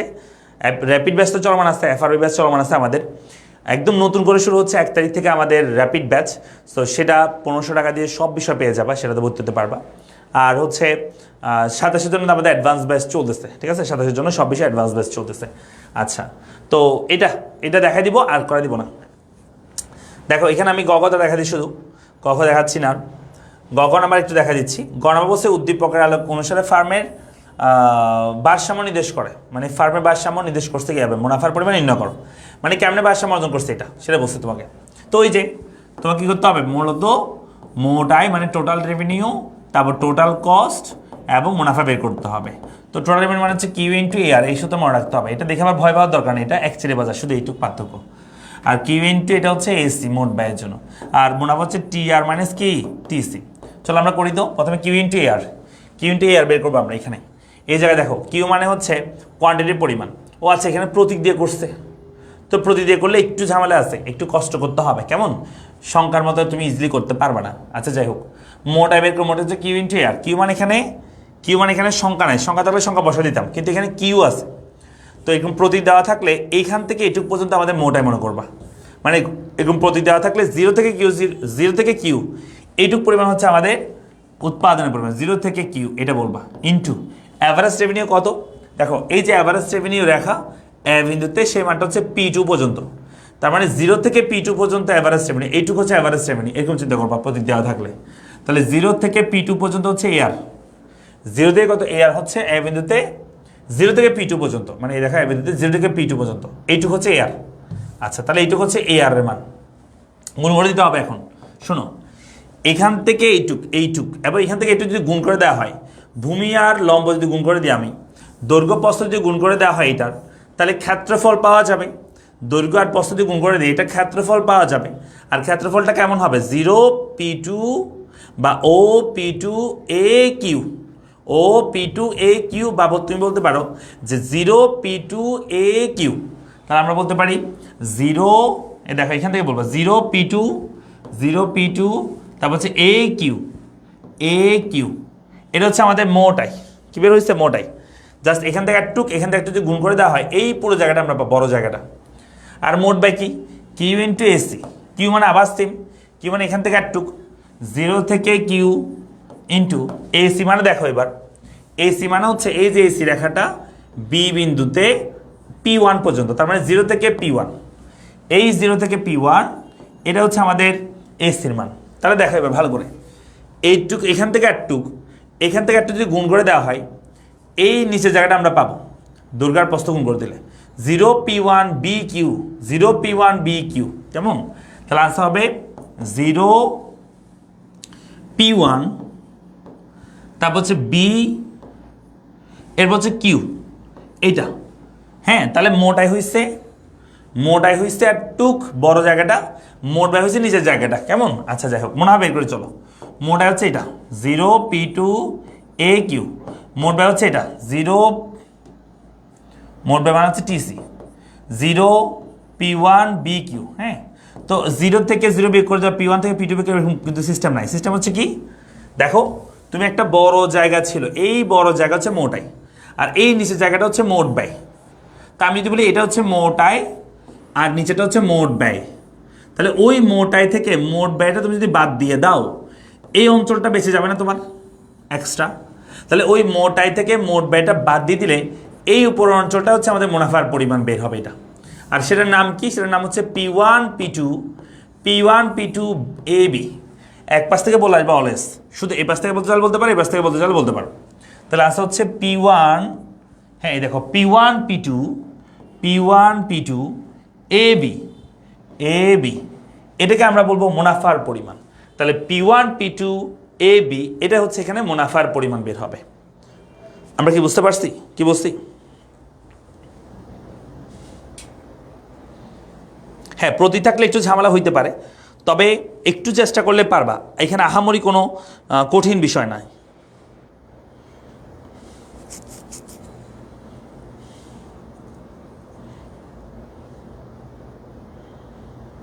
তাহলে গেল এটা, আমরা মুনাফা বের করছি, আমরা দিতে পারছি মুনাফাটা ধনাত্মক বের হয়েছে, তার মানে এটা অস্বাভাবিক মুনাফা সহ ভারসাম্য। এই যে এসি যেহেতু এর নিচে আছে, অস্বাভাবিক মুনাফা হবে। আচ্ছা, বলছে উদ্দীপকে এসি রেখা এফ বিন্দু দিয়ে গেলে, এফ বিন্দু মানে বুঝছো এই সি রেখাটা যদি এখন তো বি বিন্দু দিয়ে গেছে, যদি বলে এফ বিন্দু এদিক দিয়ে যায়, তাহলে কি হবে? তাহলে দেখা যাবে তখন ক্ষতি স্বীকার করে ভারসাম্য হবে। তুমি অ্যাভারেজ মোট আয় বের করবা, মোট ব্যয় বের করবা, দেখবা যে মোট আয় হয়েছে এতটুকু, মোট আয় হয়েছে এতটুকু। আমি আবার বলছি, যদি এই এসি রেখাটা এদিক দিয়ে যায়, তাহলে দেখা যাবে আমাদের মোট আয় হয়েছে এইটুকু, আর মোট ব্যয় হয়ে গেছে তার চেয়ে বেশি। তখন আমাদের এইটুকু পরিমাণ জায়গা ক্ষতি হবে, ক্ষতি স্বীকার করে ভারসাম্য হবে, ক্ষতি স্বীকার করে। ঠিক আছে? আচ্ছা, এটা আর করে দিচ্ছি না সময় স্বল্পতার কারণে। আমরা নেক্সট ক্লাসে, আগামী ক্লাসে তোমাদের চ্যাপ্টার 5, 6, 7, 5, 6, 7, 8 পর্যন্ত মনে হয়, 5, 6, 7, 8 এই চারটাতে আমরা শেষ করবো আগামী ক্লাসে, আগামীকালকের ক্লাসে। সো আগামীকালকে ঠিক সন্ধ্যা 7টা আবার তোমাদের সাথে দেখা হবে, যদি আল্লাহ বাঁচা রাখে এবং হচ্ছে ইলেকট্রিসিটি ঠিক মতো থাকে। ঠিক আছে? কারণ হচ্ছে ইলেকট্রিসিটি যে হার ডিস্টার্ব করতেছে, বুঝতেছি না আসলে কী করবো। এর মধ্যে তোমাদেরকে আরও চ্যালেঞ্জও নিয়ে দিলাম। ঠিক আছে? চ্যালেঞ্জও দিয়ে দিলাম ক্লাস করার ক্ষেত্রে। সো আমরা ক্লাসটা এখানে শেষ করবো, রেকর্ডেড থাকবে, আমাদের ক্লাসটা ইউটিউবে করতে পারবা। এই জিনিসটা বই থেকেও বুঝতে পারি নাই, আপনি বলাতে বুঝতে পারছি। Thank you. আচ্ছা, যাই হোক, আমরা ক্লাসটা এখানে শেষ করবো। তাহলে দেখা হচ্ছে পরবর্তী ক্লাসে। সবাই ভালো থাকো, সুস্থ থাকো। আমরা আগামী ক্লাসে 5, 6, 7, 8 এই চারটা অধ্যায় একসাথে শেষ করবো। সো আগামীকালকে সন্ধ্যা 7টায় সবার সাথে দেখা হচ্ছে। তোমাদের বন্ধু বান্ধব থাকলে তাদেরকে একটু জানিয়ে দিবা এই ক্লাসগুলো সম্পর্কে, যাতে তারাও আমাদের সাথে এই ক্লাসগুলো করতে পারে। পার্সোনালি বলে দিবা যে আমি ক্লাস করতেছি, ফ্রি ক্লাস করতেছি, তোমরাও যুক্ত হতে পারো। হ্যাঁ, একটু তাদেরকে মেসেজ দিয়ে লিঙ্কটা এসে শেয়ার করে দিবা যখন ক্লাসগুলো শুরু হয়। ঠিক আছে? তাহলে আমাদের ভালো লাগবে। ওকে, এটা করে দিয়ে যান। এটা কি পারবা না তুমি? জাস্ট রেখাটা, এসি রেখাটা যদি এদিক দিয়ে যায়, বসে বিন্দু দিয়ে যায়, তাহলে তুমি মোটা বের করলে আগের মতো মোটা এতটুকু বের হবে। আর মোট ব্যয় বের করলে এই এতটুকু পর্যন্ত, উপর পর্যন্ত বের হবে, একদম উপর পর্যন্ত। ঠিক আছে? এইটুকু বল পাচ্ছে।